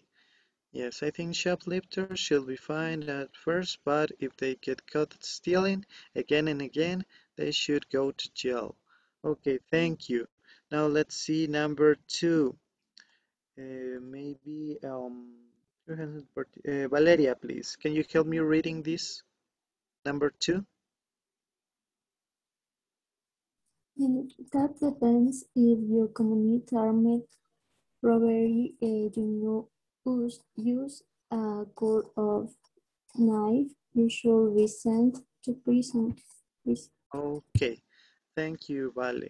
Now let's see number 3. So, Jocelyn Lopez, please help me reading number 3. Yeah. Well, vandalism can be serious, so they should pay for any damage, and vandals should be made to clean of any graffiti they painted.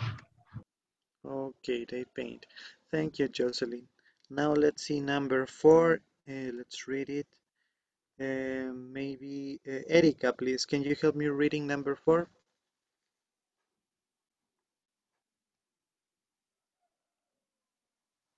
Erika Rosas, please. Are you there? Yes, Okay, teacher. so help me Uh, reading number 4. you don't usually get arrested for speeding unless you cause an accident. And that seems fair, but if you get stopped a lot, you should lose your license. Okay, thank you, Erika. Now let's see number 5. Maybe Javier, can you help me reading number 5?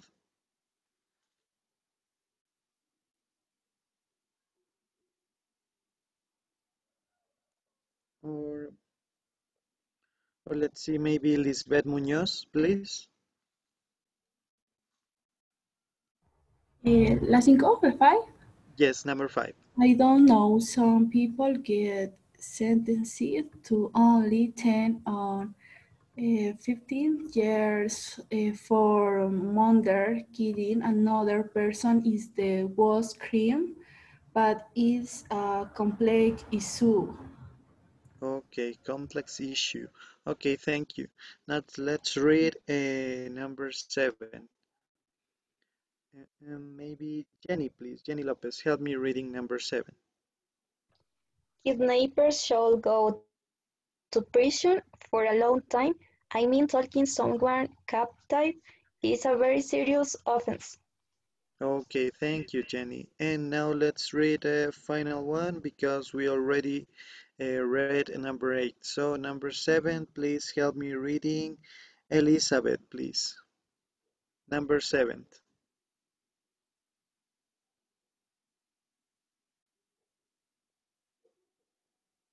Eli Cabrera, please.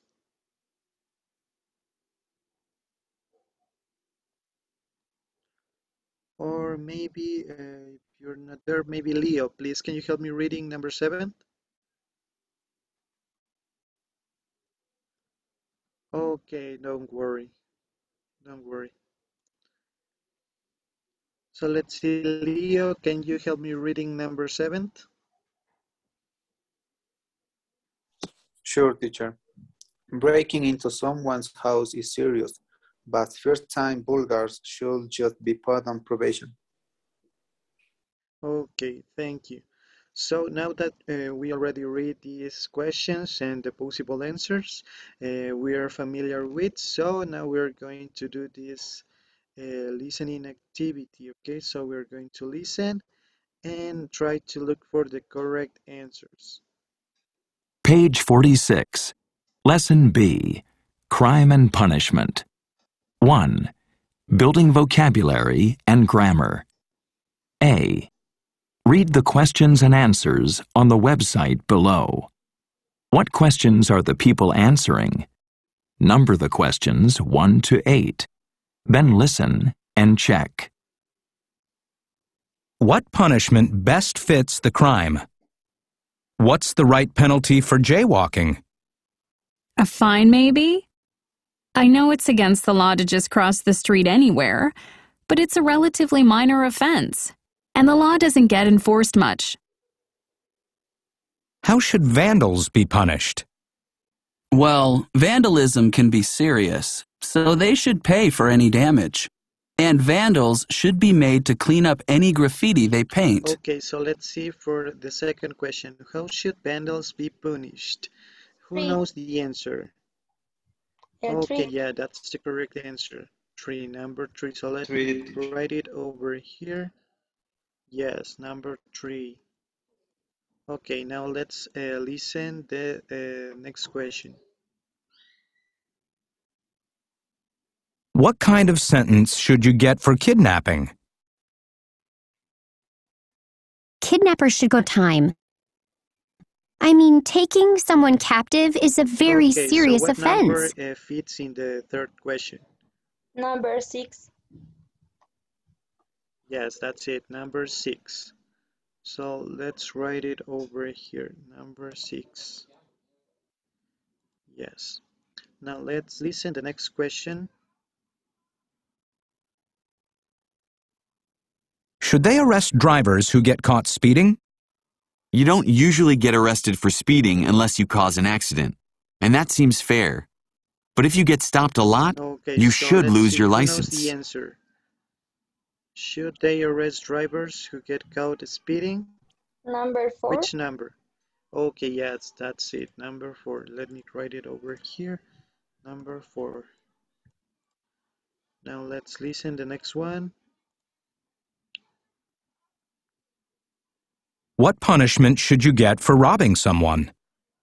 That depends. If you commit armed robbery, use a gun or a knife, you should be Okay, sent to guys, prison. tell me the number. What punishment should you get for robbing someone? What's the answer? Which number? Did you catch it, or do you want me to repeat the audio, this part? Okay, so let's see, maybe Lillian, do you know Number the 2. answer? Okay, yes, that's it, number 2. Yes, what punishment should you get for robbing someone? That's it. That depends. If you commit armed robbery, use a gun or a knife, you should be sent to prison. Okay, yeah, so let me write it over here, number 2. Okay, let's listen the next one. What should happen if you get caught shoplifting from a store? I think shoplifters should be fined at first, but if they get caught stealing again and again, they Okay, should go to which number jail. fits in this question? What should happen if you caught shoplifting from a store? Number 1. Yes, that's it. That's the correct answer. Okay, number 1. Now let's listen to the next one. What should happen to someone who is convicted of burglary? Breaking into someone's home is serious, but first-time burglars should just be put on Okay, who knows probation. the answer? Number 7. Yes, number 7. And the final one, let's see. Okay, let's listen anyway. Should all murderers be sentenced to life in prison? I don't know. Some people get sentenced to only 10 or 15 years for murder.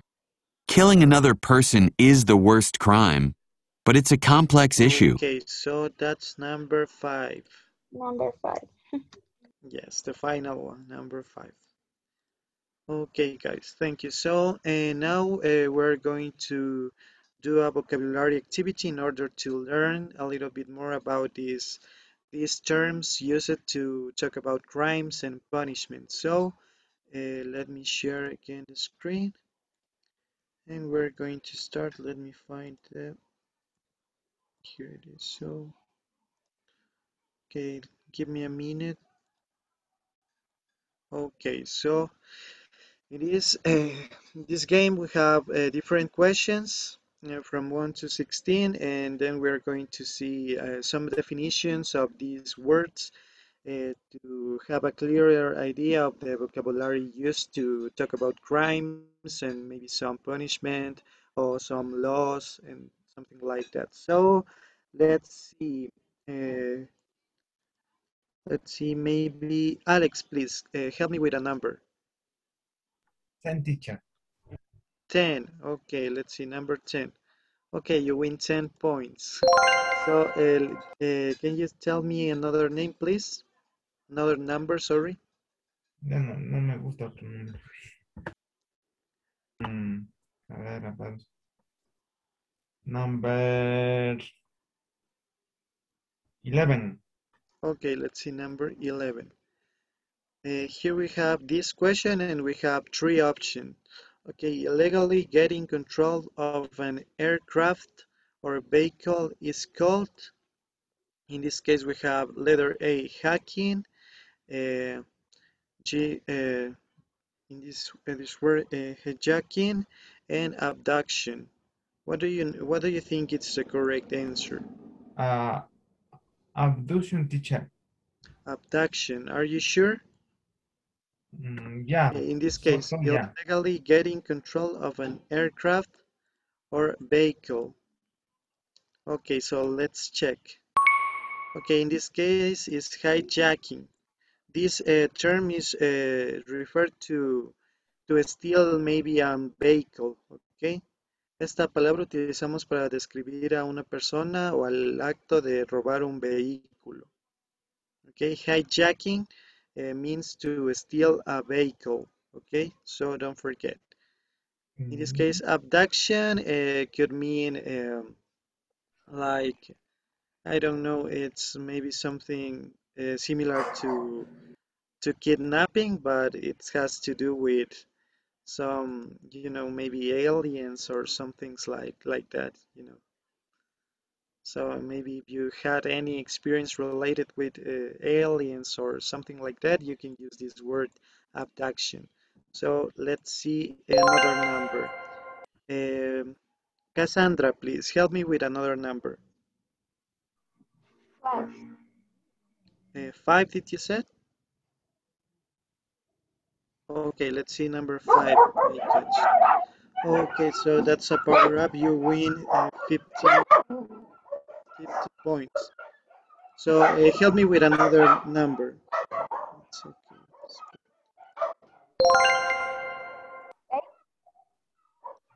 Which one? Can you repeat me, please? Okay, sorry guys, there's some noise here, so I couldn't hear you. I think Okay, so 6. okay, let's see number 6. Taking products from a shop without paying for them is called. Okay, we already know which term do we use here. So what do you think, Cassandra? What's the correct answer? Shoplifting, burglary, or pickpocketing? B. Burglary. Are you sure? Burglary. Okay, so let's check. Okay, in this case, is shoplifting. That's the Yeah. correct answer. A. Uh, yes, that's it. Because we use shoplifting to refer maybe some people who get into a store and they just pick up some things and they leave the store without paying for those things. Okay, so that's shoplifting. Las personas que roban de las tiendas o de los supermercados. Shoplifting. Then we're going to see the different terms are burglary and pickpocketing. So, okay. Thank you, Cassandra. Let's see, Lillian, please. Can you help me with another number?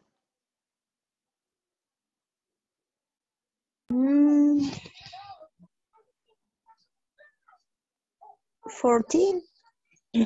Okay, let's see, number 14. Illegal entry to a building with an intent to commit a crime. So what do you think is it? Maybe an assault, burglary, or terrorism? Cuando entran de forma ilegal a una construcción o una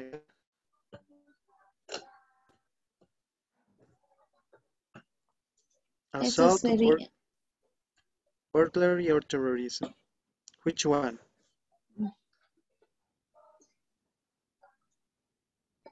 assault.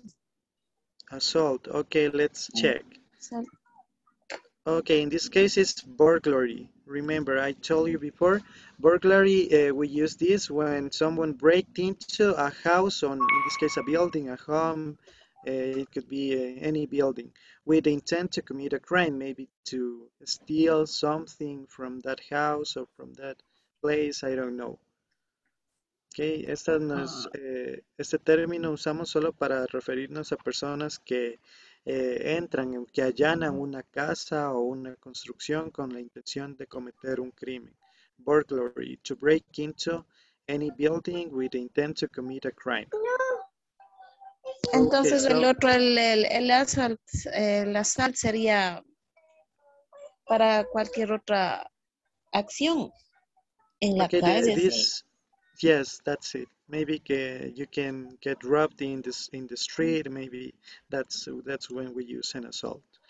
So now we are going to. Para, por ejemplo, para una tienda, que entra en una tienda, igual sería burglary. It depends. Maybe, digamos, puede ser, digamos, que la tienda ya haya cerrado y no haya nadie. Eso sí podría ser un burglary, que entran, digamos, cuando ya está cerrado y no hay gente y ahí roban y ya se llevan las cosas. Pero si entran, o también puede ser la del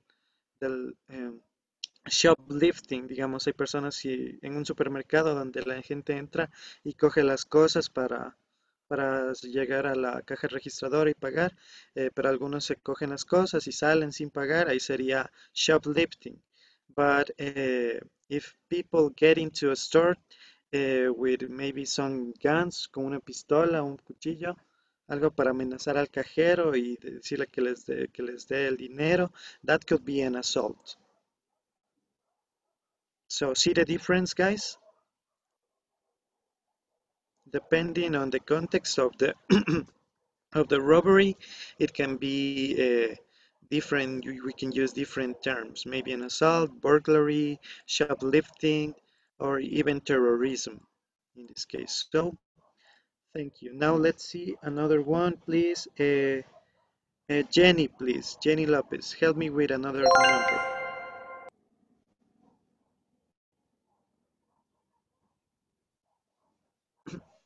Number 7. Okay, number 7. Let's see. What you have to pay as punishment for an offense? What do you think could be a good punishment for a public offense, maybe? We are going to see the difference between that we already learned before with the teacher, that was the passive voice using the verb be in this case. So now we're going to see that we also can use the passive voice with the verb get instead of be. Okay, so as you can see here, after any of um, these sorry, I forget. Um, um, this should is a modal verb. Sorry. After these modal verbs, you need to use be, the be passive. As you can see in this example that we already see before, people who speed should be arrested if they cause an accident. That's the common passive voice with the verb be, because here, as you can hear in here we have this should that is an a modal verb. yeah, I forgot a modal verb. And after these modal verbs, it's more common to see the verb be to say it in the passive voice. But also we can replace this be. Let me change the color.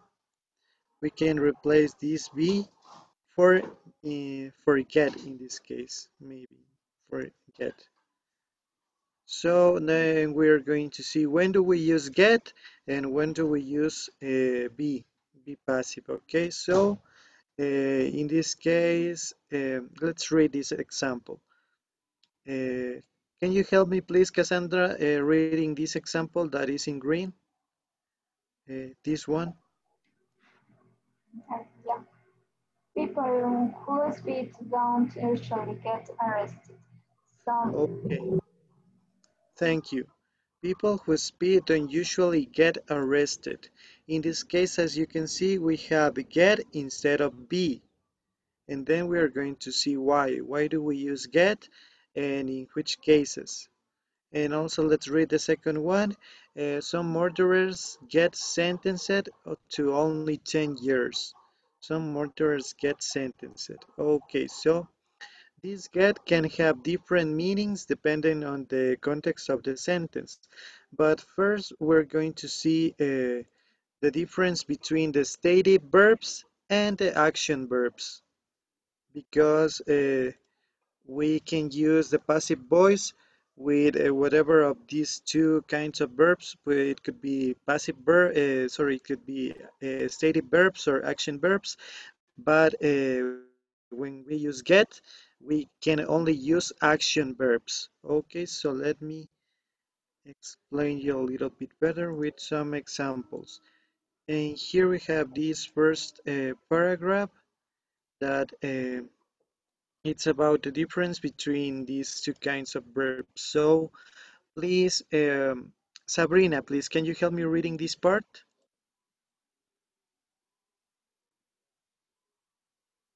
Are you there, Sabri?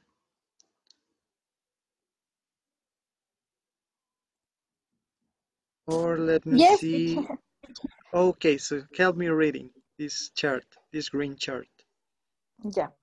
All verbs in English are classified as either steps or action verbs, also referred to as the dynamic verbs. Action verbs describe action we take or things that happen.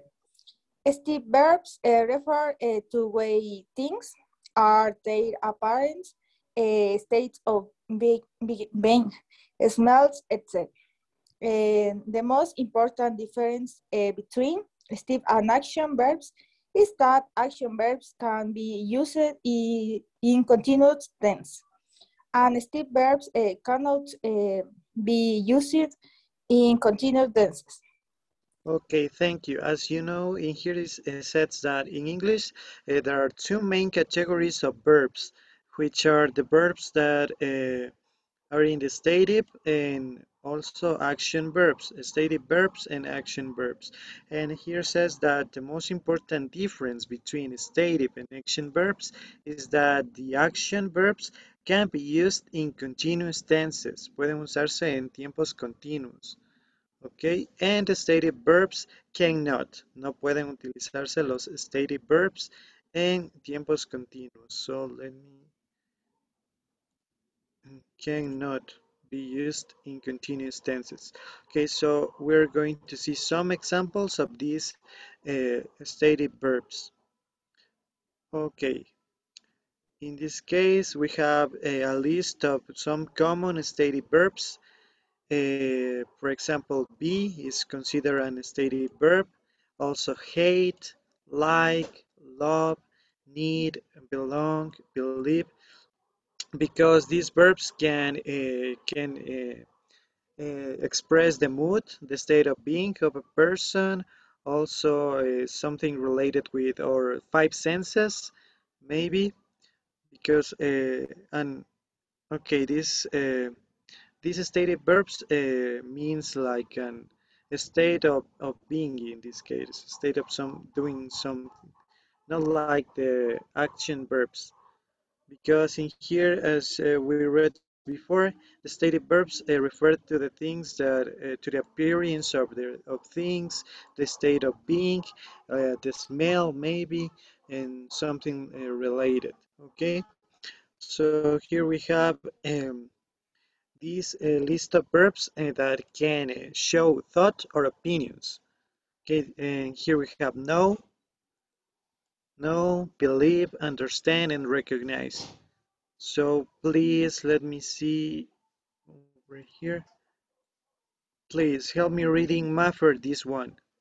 This example with the stative verb known. Know.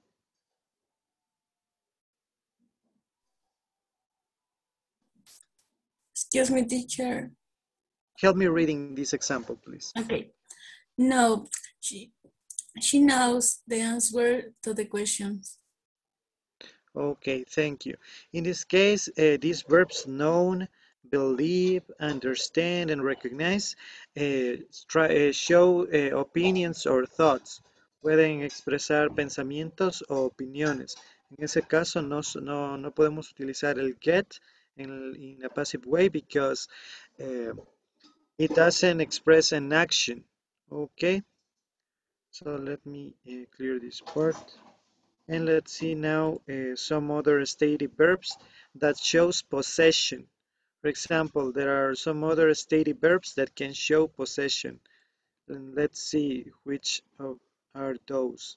Here we have, own, belong, and possess in this case. So these verbs are also considered stative verbs because this shows possession.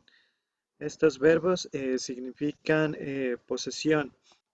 Por ejemplo, have, I have a car and a dog. Own, Peter owns a motorcycle and a scooter, but no car.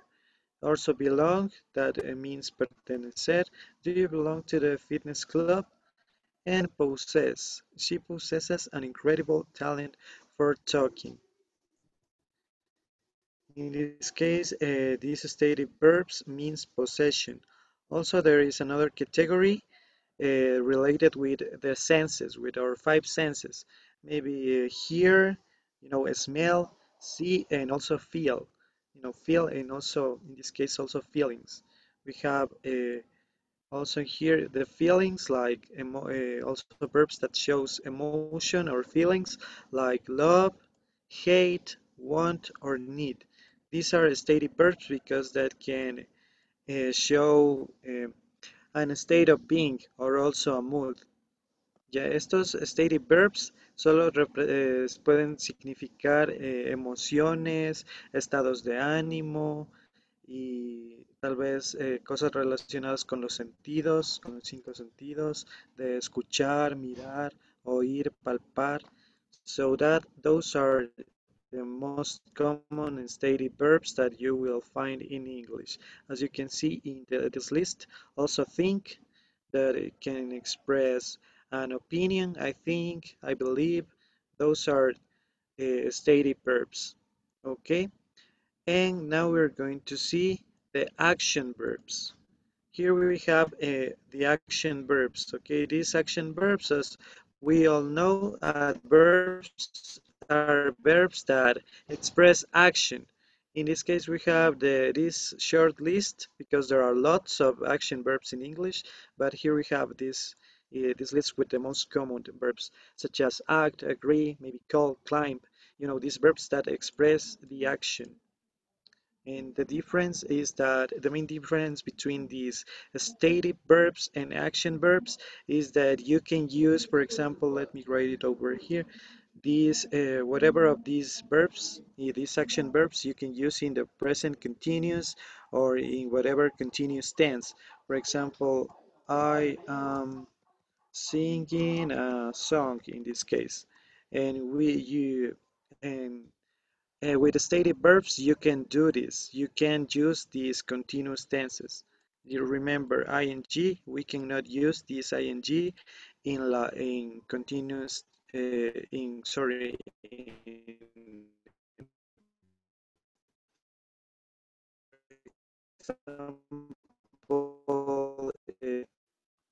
this case could be I liked I like singing. It could be. Okay, the main verb in this case is like. So we cannot say I liking or I'm liking because that's impossible. That's like is an stative verb, so we cannot use the ing. So in this case, we can put the ing in the second verb, in this case, singing. I like singing. So that's the main difference between the stative verbs. So maybe if you find an action verb and stative verbs and you don't know its category, you need to practice trying to make a sentence in using this maybe present continuous or whatever continuous tense. And let's see if it's right or not. So, uh, also as we were talking about passive voice, you already know that. Let me share the screen again. Okay, so or we have a brief explanation in here, but okay, not in here, in here. Okay, so the passive voice, we're going to see the passive voice with be that we already reviewed previously, and that we also can use this passive voice with get. So as we can see in here, in this example, for example, let me select this part. Okay, help me, Lillian, please. Can you help me reading this example?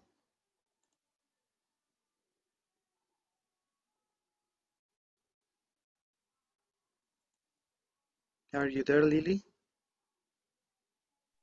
Yes, teacher. Okay, help Estaba me reading leyendo this con el part. micrófono apagado. Okay, What don't time worry. are we meeting for lunch? I'm getting hungry. Okay, in this case, the use of get says that we can use get plus an adjective. And in this case, we need to make the verb get in as in a continuous tense. This is present continuous. I am getting hungry. When you place get plus an adjective, you need to use this. I am getting hungry. I am getting ready, maybe. I am getting dressed. Me estoy vistiendo. O me da hambre. I am getting hungry. Okay. In this case, so the meaning of get is become. Become is the meaning of get. So get can have different meanings depending on the context of the sentence. So in here, it could be also, I am becoming hungry, but it sounds a little bit weird. So that's the reason why we use get. So that's it. I'm getting hungry. Okay, so let me explain you a little bit better, maybe using in this part. Here we have an example of the common or the standard passive using be that we learned before, and another example with get. So here you have two examples. So let's analyze these examples. The first one, can you help me reading this one? Jenny Lopez, please.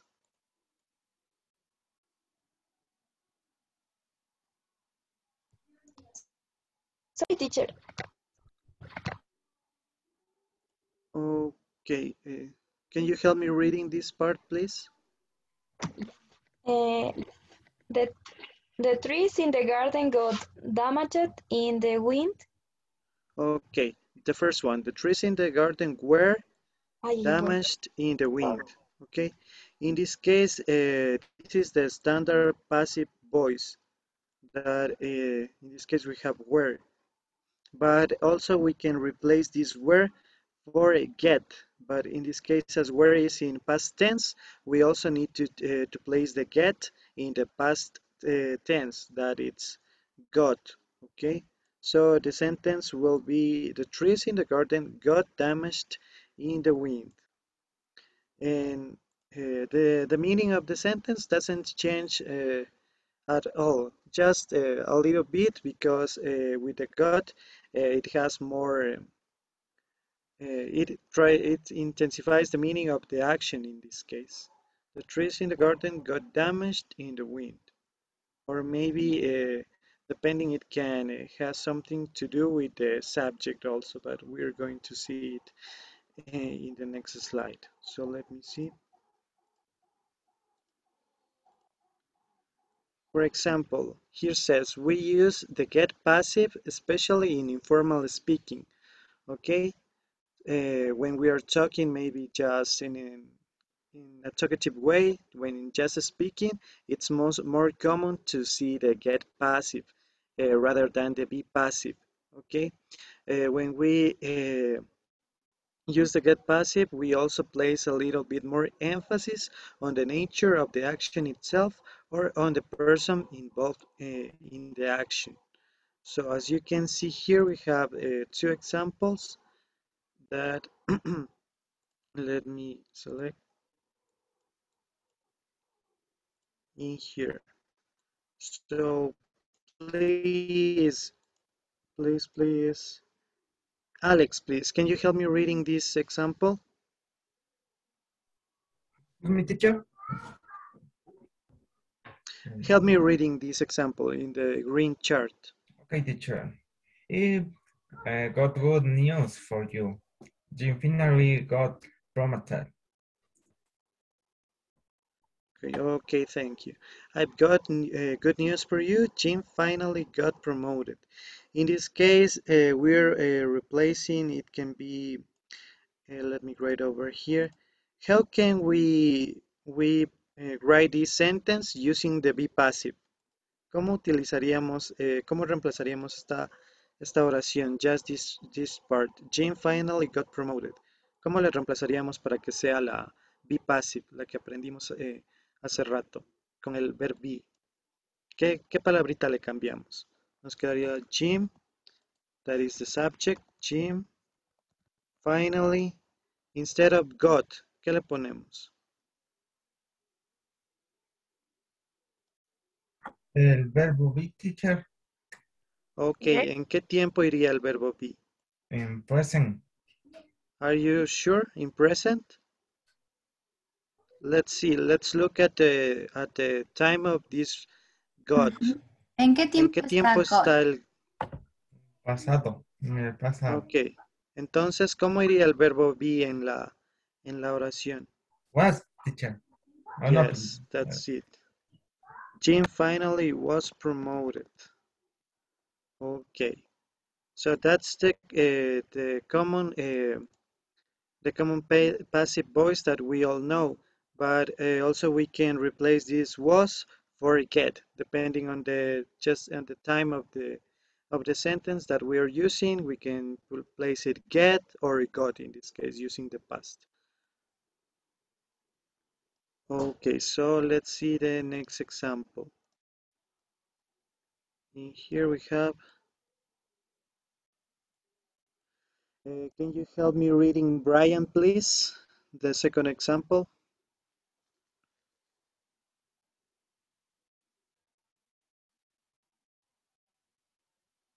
Are you there, Brian?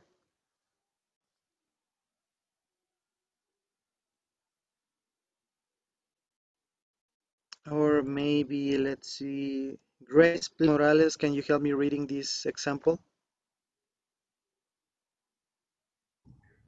And they had only Keynor age other for 6 months when they got married in Las Vegas.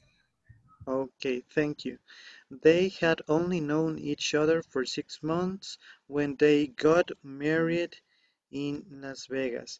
In this case, we cannot okay, we can replace the got for be, but there are some idiomatic expressions that needs to be with get.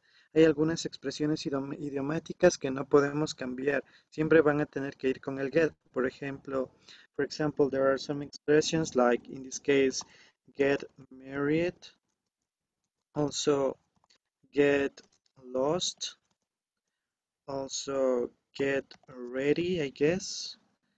Get ready, and some others.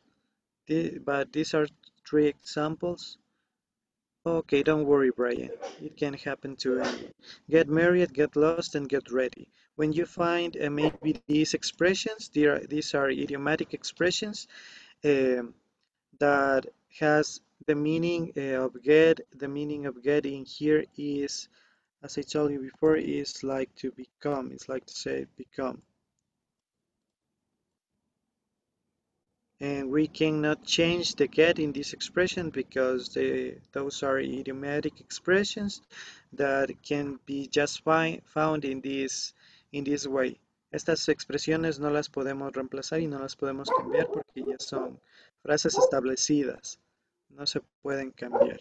Siempre va a ir el get con el married, el get con el lost y el get con el ready. So let me clear this part. And let's see another use of get in get passive. Okay, as I told you before, the get passive is more commonly used in speaking rather than in writing, okay? And we can use this to talk about desired things, non-desired things, or also negative things or negative events that we don't want to happen. For example, we have in here 3 examples, and let's analyze this part. Okay, we have in here the first one. Help me reading, please. Jocelyn Lopez, please. Can you help me reading this example?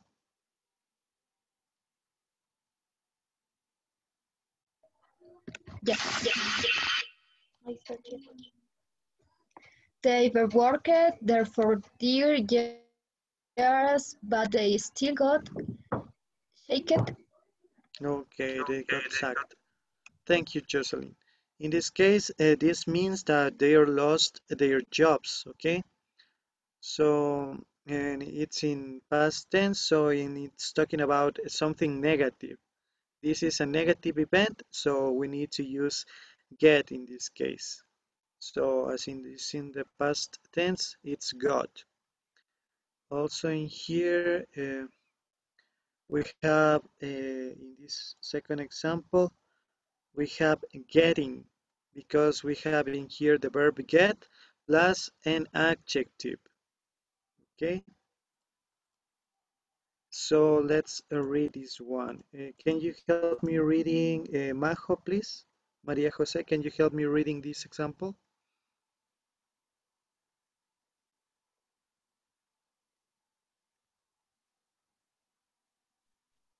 Yes, teacher. He feels his paintings always getting criticized. Okay, always getting criticized. Yes, in Okay. this case, we're using the get plus an adjective, in this case criticized. So that's why we use get with ing, getting criticized. He feels his paintings always getting criticized. And so this is a negative thing or a not desired thing to happen. So for this reason, we need to use get in this case. And final one, we have this example that it's also a negative sentence. Okay, it says our car got stolen last night. And I mean not a negative sentence because it has any negation, but its meaning in the context of the sentence has a negative meaning. So we need to use get in this case. And as we're talking about something that happened in the past, so we need to put got. Our car got stolen last night. And as you can see here, let me see. We have this verb got in past, so the next verb needs to be in past participle. ¿Ok? Tiene que estar en pasado participio el siguiente verbo, después del get. Dependiendo en este caso si está en pasado el get, si este está en past, let me write it here.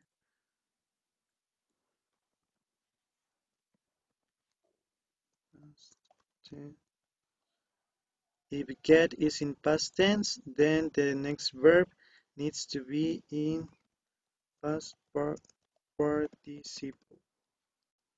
Okay. So, but now we're going to see some examples just in the present tense, guys. Okay, so let me share this part with you also. Here it is.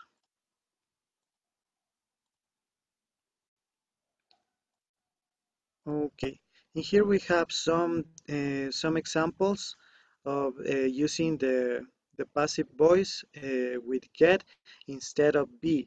We just need to replace the be for get. For example, she ¿Cómo le pondríamos aquí? Tenemos que poner solo el get en todas estas oraciones. In present tense, en presente, solo vamos a ver en presente. And here we have the verb that we have to put in here.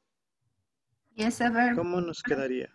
participio, no se olvide. El verbo entre paréntesis. Yes. Okay, she, ¿cómo nos quedaría? Let's see. Maybe Erika, please, can you help me in here?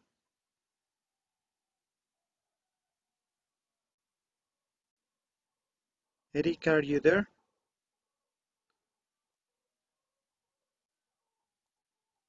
Yes, teacher. Okay, ¿cómo pondríamos el get y el verbo? In this case, the verb is invite. ¿Cómo nos quedaría el verbo?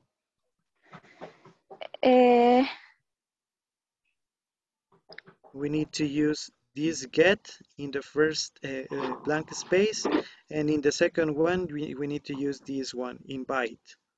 Get invite, nada más, teacher. Okay, are you sure? She?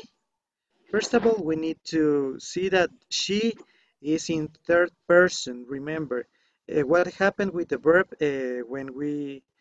when the subject is in third person. ¿Qué pasa cuando tenemos she en este caso? El personal pronouns que va en Was. tercera persona. Y aquí el verbo get. ¿Qué le añadimos al get? La S. Yes, that's it. Get. So it's gets. Okay, gets. ¿Y cuál sería el pasado participio de invite? Invited. Yes, that's it. It's a regular verb, so invited. Yes, that's it. She gets invited to a lot of parties. Okay, and that's the correct way to complete all these sentences. So we're going to keep on practicing this part. Let me move here to the next to the second example. Okay, so thank you. Now let's see, maybe Leo, please, can you help me with this example? In this case, the verb is sent. My emails get sent to all my students. Okay, my emails get Sent to all my students. yes, that's it. Get, and let me write over here. Sent, yes, that's the correct way. Okay, let me see. Let me pass to the next one. Okay, here we have example number 3. The garbage. Maybe can you help me, Galito, please? In this case, the verb is collect. Yes, teacher. ¿Cómo nos quedaría? The garbage. Garbage gets.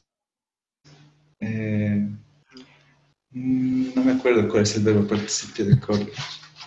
This is a regular verb. ¿Qué le agregamos a los verbos regulares? Collected, la terminación la Collected. ed. Yes, ed. Yes, that's it. So the garbage get. Okay. In this case, the garbage. What is missing here? ¿Qué nos falta en el get?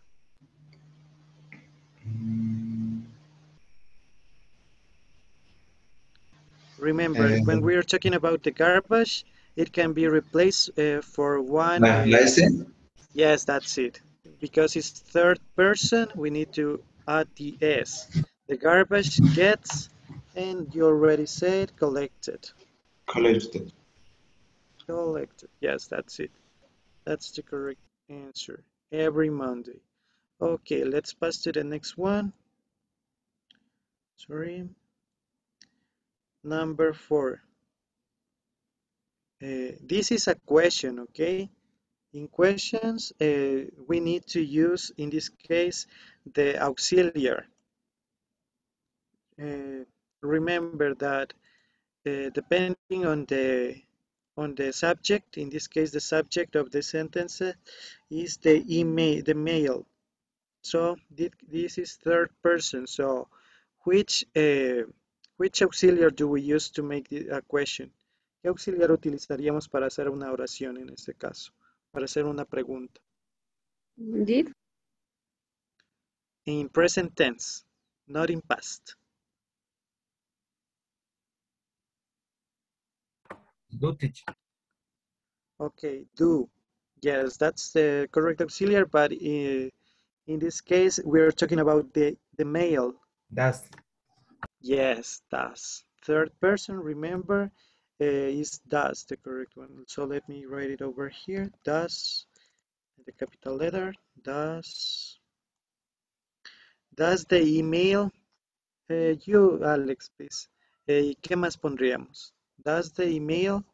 Had Biology, teacher. Yes, that's it. Get.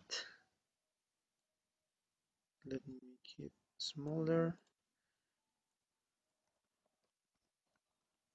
Yes, that's it. Delivered. Teacher. Okay, tell me. En pregunta cuando pongo does, entonces el get no es necesario con ese, ¿no, verdad? Yes, that's it. No es necesario porque el does ya está conjugando la tercera persona. Entonces Yes. ya no necesitas ponerle la S en el verbo que sería get aquí. Por Yes. eso nos queda solo get. Pero eso solo pasa en las preguntas, cuando ponemos el auxiliar. Okay, teacher. Thank you. Okay, Alex. So let's see number 5. Let's see, maybe Nancy, please. Help me with the question number 5. ¿Cómo nos quedaría? In this case, the verb is excite. Sería,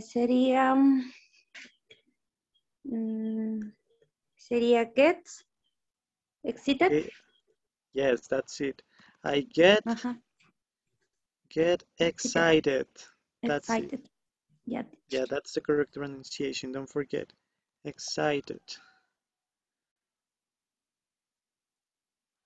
I get excited by seeing new growth in the spring.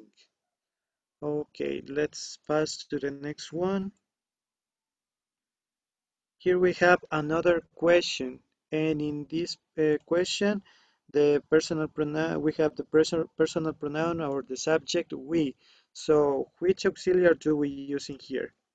Who knows the answer? ¿Qué auxiliar ponemos ahí en esa pregunta?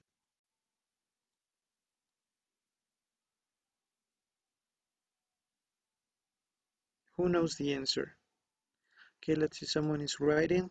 Yes, Jocelyn says do. Yes, that's the correct answer in here. We need to place do because we are talking about we, with we, the subject in plural. So, do we, ¿cómo nos quedaría? Let me see, maybe, Dale, please, can you help me with this question? ¿Cómo nos quedaría? Do we get take it? Okay, let me write over here. Get, yes, that's it. And here we have to put the verb take in. What's the participle, the past participle of take? Este es un irregular. It's not taked, so it's an irregular verb. Taken. Taking. Taken. Ojo con la pronunciación. Yes, taken. Yes, that's it. Do we get our pictures taken from the ID cards? Also, I saw that Jenny writes gets. Okay, remember that we in this part when we're talking about in plural tense, in this case, do we get? We don't need to to put the S at the end of get. It's just get. Do we get our pictures taken for the ID cards? So let's see. El get Let's pass to the solo con next he, one. she, it. Ajá. Let me. Okay, bajemos. Let me erase this part.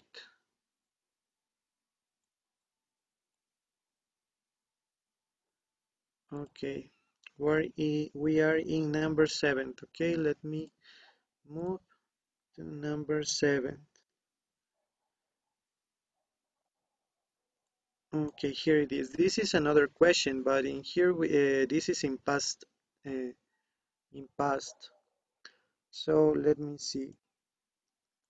The auxiliary in this question is in past. Maybe Galito, please, can you help me with this question? In this question, the verb is kill.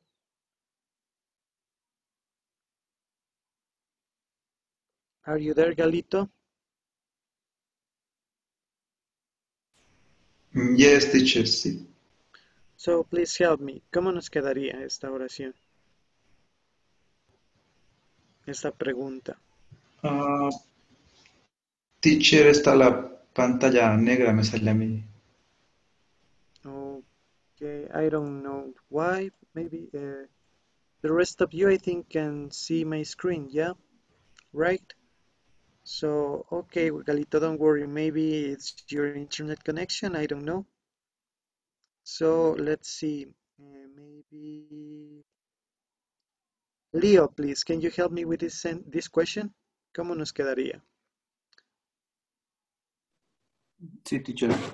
Dice, did you know that many people around the world get killed? But landmines are around every day. Yes, that's it. That's the correct answer. Did you know that many people around the world get the first part, get, and kill is a regular verb, so it ends in ed. So that's right. Get killed. So let me clear this part and let's see the final 3 sentences. Okay, so let me place over here. Let's see with the sentence number 8. So who hasn't participated yet? Let me see. Maybe. mm,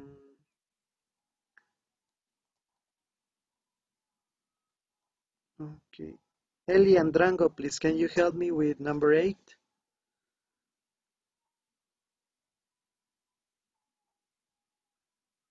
Are you there, Eli Andrango? Yes, teacher. Okay. Sería get. Okay, the students get. Shaking. Are you sure? No, shake. Yes, that's checked. Yes, that's the correct one because it is a regular verb.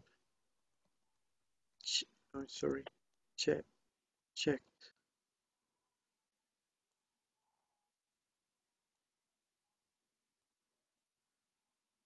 Okay. Now let's see number 9. Thank you, Ellie. Let's see number 9 from Digna, please. Or you have.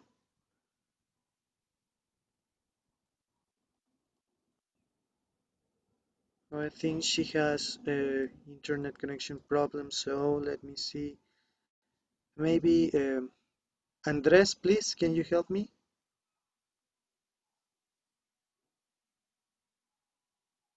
Are you there, Andres? Yo, teacher, ya tengo. No sé si esté bien. Okay, please, Galito, Sí. help me. Meat gets spoiled if it's left out of the refrigerator for too long. Yes, that's the correct answer. Meat gets spoiled. Yes, that's it. That's the right answer, Galito. Good job. Meat gets spoiled if it's left out of the refrigerator for too long. And let's see the final one. Any volunteer who knows the answer, maybe? ¿Algún voluntario? Yo, teacher, a ver, sería my website, get, look it. Okay, let's see. You said get. Are you sure? Get? Just get? Or do we need to add something else? Because you're talking, in this case, my website. Get or gets? Gets. Yes, gets. Gets. Yeah, gets. ¿Por qué no dijo como she? Es que es una cosa, por decir. My website. Website. We can replace this my website, this subject for it. She, he, it. We are talking, es como que si Estamos fuera hablando de una una cosa. cosa. Una cosa, un objeto, algo que no tiene género. Ya entendí ya. Puede ser Mi reemplazado página web. por el it. Sí, en algunos casos, tal vez si es que tienen dudas del sujeto, tienen que ver por cuál pronombre personal podrían cambiarle. Y ahí se dan cuenta si está en plural o en tercera persona. Y ahí se ven. Por ejemplo, my website no le podemos cambiar por you, por we ni por they. Entonces sería tampoco por she, por he. Entonces es por it, porque estamos hablando de algo. My website, in this case, we can change for it. It gets looked. Yes, that's the correct answer you said. Looked.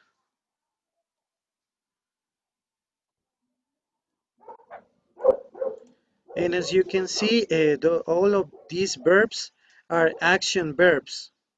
Okay? Son verbos que utilizamos para describir acciones. That's the reason why we use get.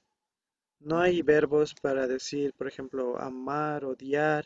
Those verbs can be used with get because those are stative verbs. Okay, remember, guys. So, well done, guys. I see that some of you participated and understand this part. So, let me pass to the next activity.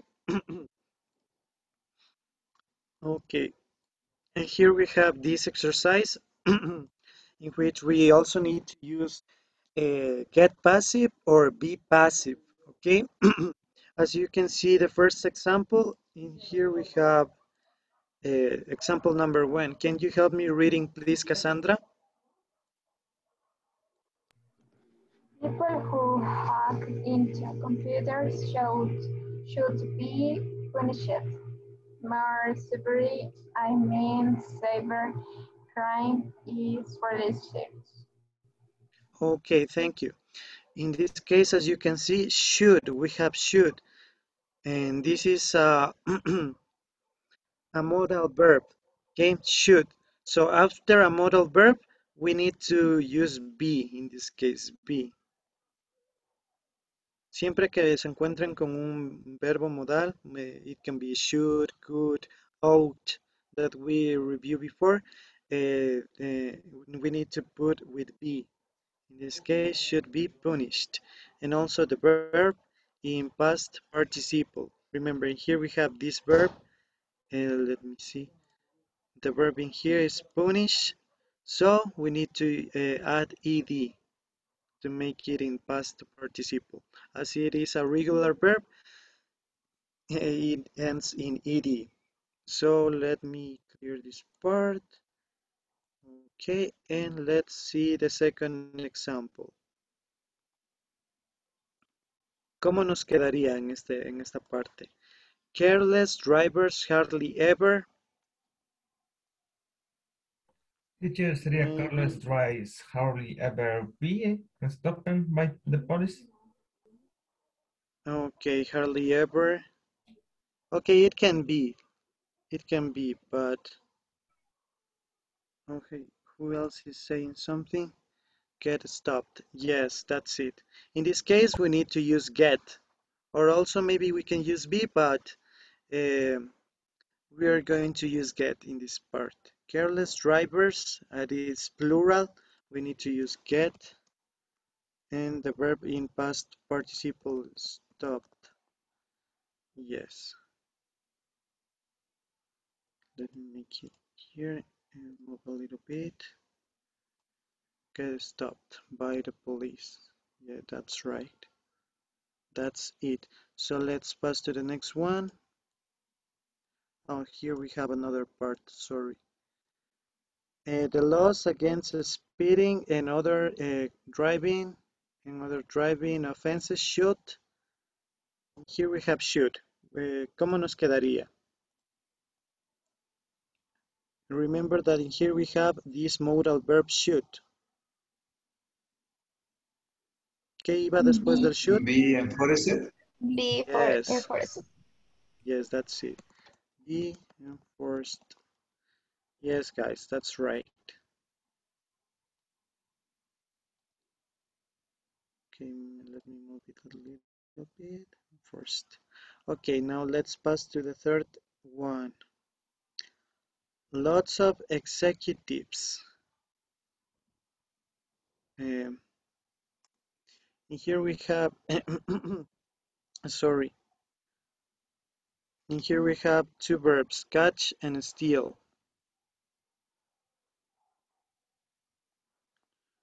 Okay. ¿Cómo nos quedaría? Bueno, en este verbo tenemos que, en esta parte tenemos dos verbos. As you can see, we have catch and steal. So the first verb, we need to, first of all, we need to see if we need to use get passive or be passive. ¿Cuál utilizaríamos? Get passive or be passive? Get passive. Okay, get. Let's see with get. Let me write it over here. So lots of executives get. Ya, después el siguiente verbo es catch. ¿Cómo sería la forma de en pasado participio de catch? No Maybe es someone. caught. Yes, that's it. Caught. I'm sorry, caught. That's the correct answer. Caught. And then we need we have this verb steal. This verb will be with ing. Okay, stealing. Because the sentence means muchos lots of executives, muchos ejecutivos fueron sorprendidos, puede ser fueron sorprendidos robando de sus compañías. Okay, in this case when we have two verbs and we already have get, the passive, it could be or get depending on the context. Then we have the verb in past participle, and if we have another verb we need to put it in present continuous in this case, using a continuous tense. Y así nos quedaría la oración. Los top executives get caught stealing from their companies. And here we have the second part. And they often. ¿Qué utilizaríamos aquí? And they often. Be passive or get passive? What do you think? Be Maybe passive, teacher. be passive. Ok, ¿cómo nos quedaría? Si dices be Be passive. Be sent. And they often be sent. Okay, it could be sent, but in this case, the correct way is with get. Okay, we need to use get. They often, let me make it smaller, get. And what is the past participle form of the verb sent? ¿Cuál es la forma del verbo sent en pasado participio? Sent. Yes, Con sent. T, creo que es. Yes, exactly. Get sent. Let me make it. Okay, let me move it over here, and that's it. Let's pass to the next example. Okay, in this part. When vandals, ¿cómo nos quedaría? ¿Qué utilizamos? ¿El get passive o el be passive? Get passive. Ok, el get. ¿Cómo nos quedaría? When vandals, Get arrested. yes, get arrested. Yes, that's it. In this case, we use, okay, let me move it over here. Okay, in this case, the subject is in plural, so we don't need to add any s. Get arrested, that's the correct answer. So they shouldn't. Here we have a modal verb. They shouldn't. Entonces, ¿qué irá aquí? ¿Un get passive o el be passive? Be passive sería be sentenced. I know, be punished. Be? Punished. Yes. Yes, that's the correct answer. Be punished. Okay, let's see. Here we have another part. So severely. I mean, they should just. Here we have another Be modal sentenced. verb. Be sentenced. Okay, they should just be. In this case, can be both ways. We can use be or get. It can be or Be. get. Both. Your get and the verb in past participle that we need just to add an at the end. Sentence it. Okay.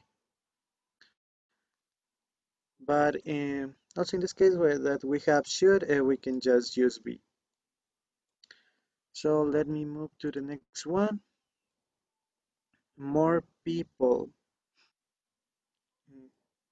The same. When we have this verb catch, we have another verb also. So, ¿cómo le poníamos cuando teníamos el verbo catch? What do you think? More people? More people get out and shoplifting. Shoplight. Sorry. Get caught? Yes. Out. Shoplighting. Lighting. Shop lifting. In this case, Eso, so lifting. And what does, do you remember the meaning of shoplifting? What does it mean? ¿Qué significaba shoplifting? El robo en las tiendas. Yes, that's it. Cuando la gente entra a la tienda y coge cosas y se va sin pagar. That's it. And we have in here another part. And here we have this modal verb, shouldn't.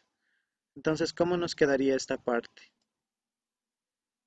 But most shoppers are honest and they really shouldn't. Be recorder, teacher. Be recorded. Yes, that's it. Be recorded. Okay, let me make it smaller and move it over here. Yes, that's it. And then we have the final example that says, a big problem is that most criminals never, ¿cómo nos quedaría ahí? Never. Remember that this never makes the sentence negative. And what do we use when talking about negative or not desirable things? ¿Qué usábamos cuando hablábamos de cosas negativas o no deseadas o no esperadas, unexpected things? ¿Cómo nos quedaría? Let me see, maybe, eh, um, Giovanna, maybe, do you know the answer?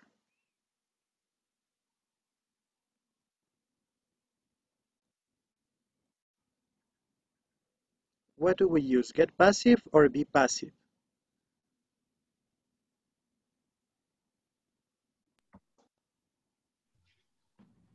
Are you there, Giovanna?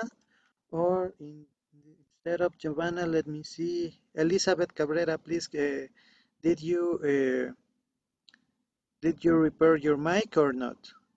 Or do you have do you still have troubles with your mic? Okay. Okay, Giovanna, can you turn on your mic? Or what happens? Okay, Jenny says be passive. Is it right or not? Remember, I told you before when we're talking about negative situations or undesirable things that we use which one? Get passive or be passive? Get passive. Yes, get passive. Yes, that's the right answer. So, ¿cómo nos quedaría aquí? ¿Cómo nos queda en esta parte? A big problem is that most criminals never Get caught. get caught. Yes, get caught. And the ones that, and the ones that, ¿cómo nos quedaría aquí? And the ones that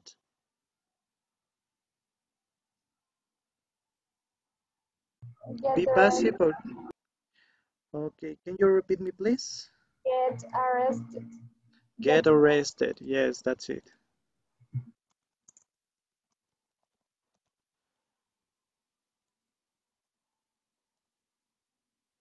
Get arrested. Often, the final one.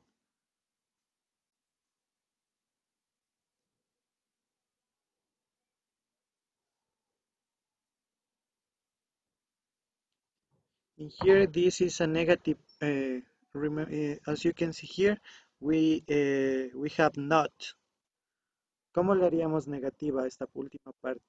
¿Qué nos hace falta para que sea negativa?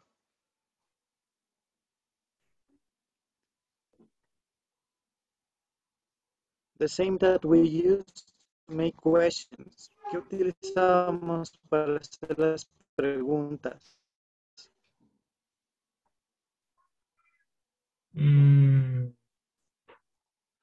Okay, let me see who wanna say something. Alex, do you know the answer? ¿Qué nos falta para ponerle en negativo? ¿Qué le agregamos? Eso estaba pensando, teacher. En este caso creo que eran head not convicted. Not really. Okay, get convicted is right, but we need to add something else at the beginning. Entonces, teacher, a ver, estamos en presente. Isn't convicted, teacher. Isn't convicted, not really. Remember, to make the questions that we see before in the previous exercise, para hacer las preguntas, ¿qué utilizábamos? Which auxiliar? Don't. Yes. Don't. Does or don't. Yes. It depends on the person. Okay, so in this case, we are talking about most criminals. Okay, so that's plural. So to make it negative, no, it's not doesn't. Los criminales, ¿por qué pronombre podrían sustituir ustedes? I, it, they, right? They. Estamos hablando Okay. del auxiliar que les corresponde sería don't, como decían. No doesn't, sino don't. And as Alex said before, don't get convicted. That's the right answer, guys. So that's it.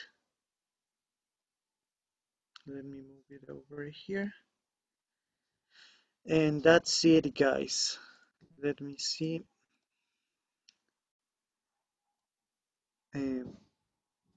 Okay, I had another activity. It's like just for practice, but I think that time's over, so. And you practice a lot. I that I got the idea. That's okay, guys. So that's it for my lesson of today, guys. I hope you enjoy it and learned a lot as I learned.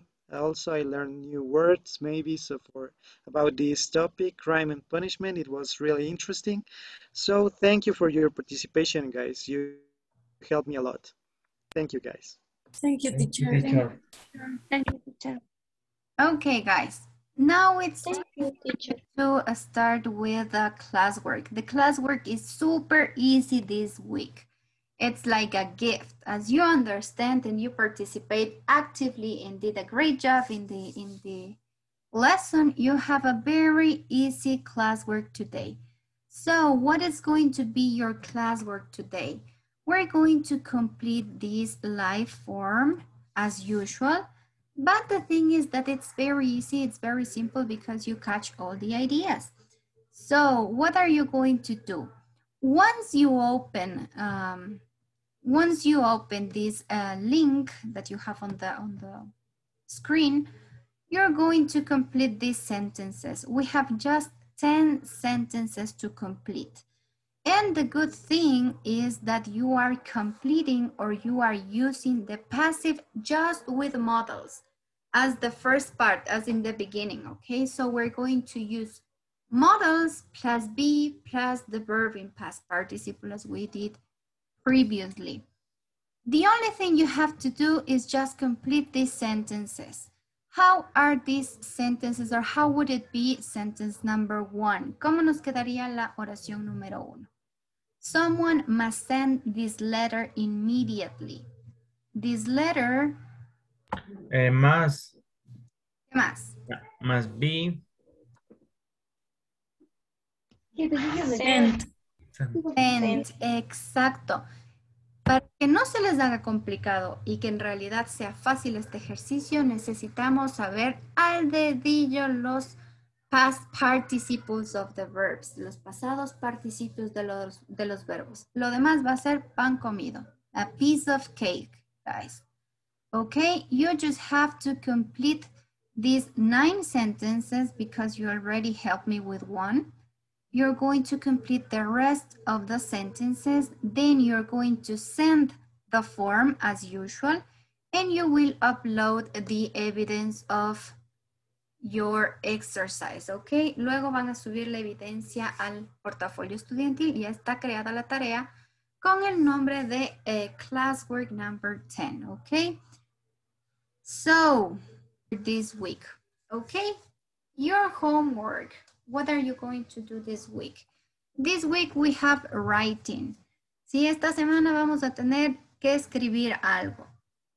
As you saw with teacher Diego, you were practicing a lot of vocabulary about crimes, right?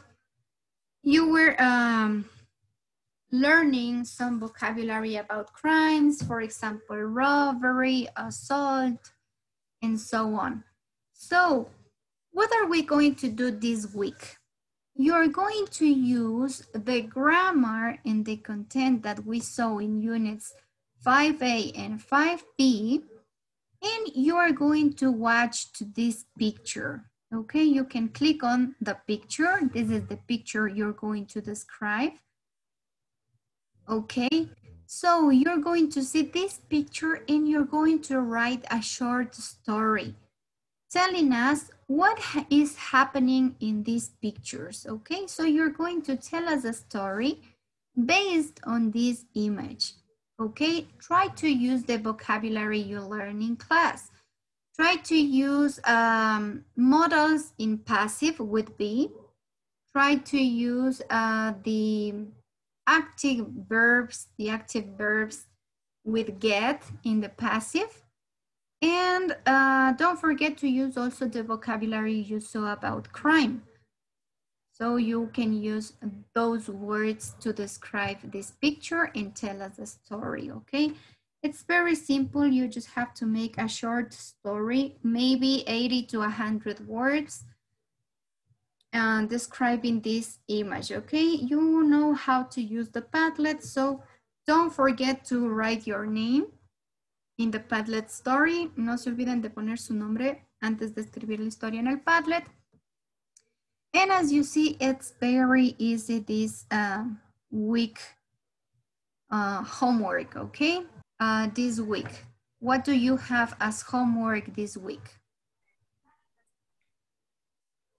Teacher, primero hay que, desde un writing número 3 en Palette, lo que primero debemos hacer antes de comenzar a escribir es poner nuestro nombre Después, mirar la imagen e ir formulando oraciones. Exactly. You have to write a story. Van a contar una historia, ¿no? No solo oraciones. Tiene que ser una historia que tenga secuencia. Me van a contar la historia de qué es lo que le está pasando a este señor en las imágenes, ¿ok? What is happening here?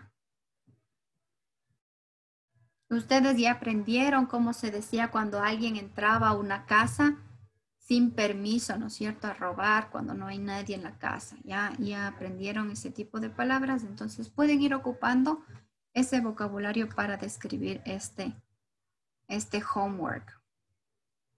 Another homework you have for this week, guys. Don't forget to complete lesson 5A and 5B of your content of your online workbook, so you don't get a lot of work at the end. ¿Sí? Para que no se les acumule el trabajo, no se olviden de avanzar en la plataforma de Cambridge. Unidad 5A y 5B, hagan las online activities, que ya deberían estar terminadas. Avancen el content, el online workbook, para que no se les acumule tanto trabajo de inglés. Okay? And finally, if you have any question or doubt or something like the grammar we saw this class is not fully understood, you can attend to the tutorial classes we have during the week. ¿Sí? Si no les queda claro algo, ustedes saben que pueden acceder a las clases de tutoría que tenemos entre semana en el horario que más les sea favorable a ustedes.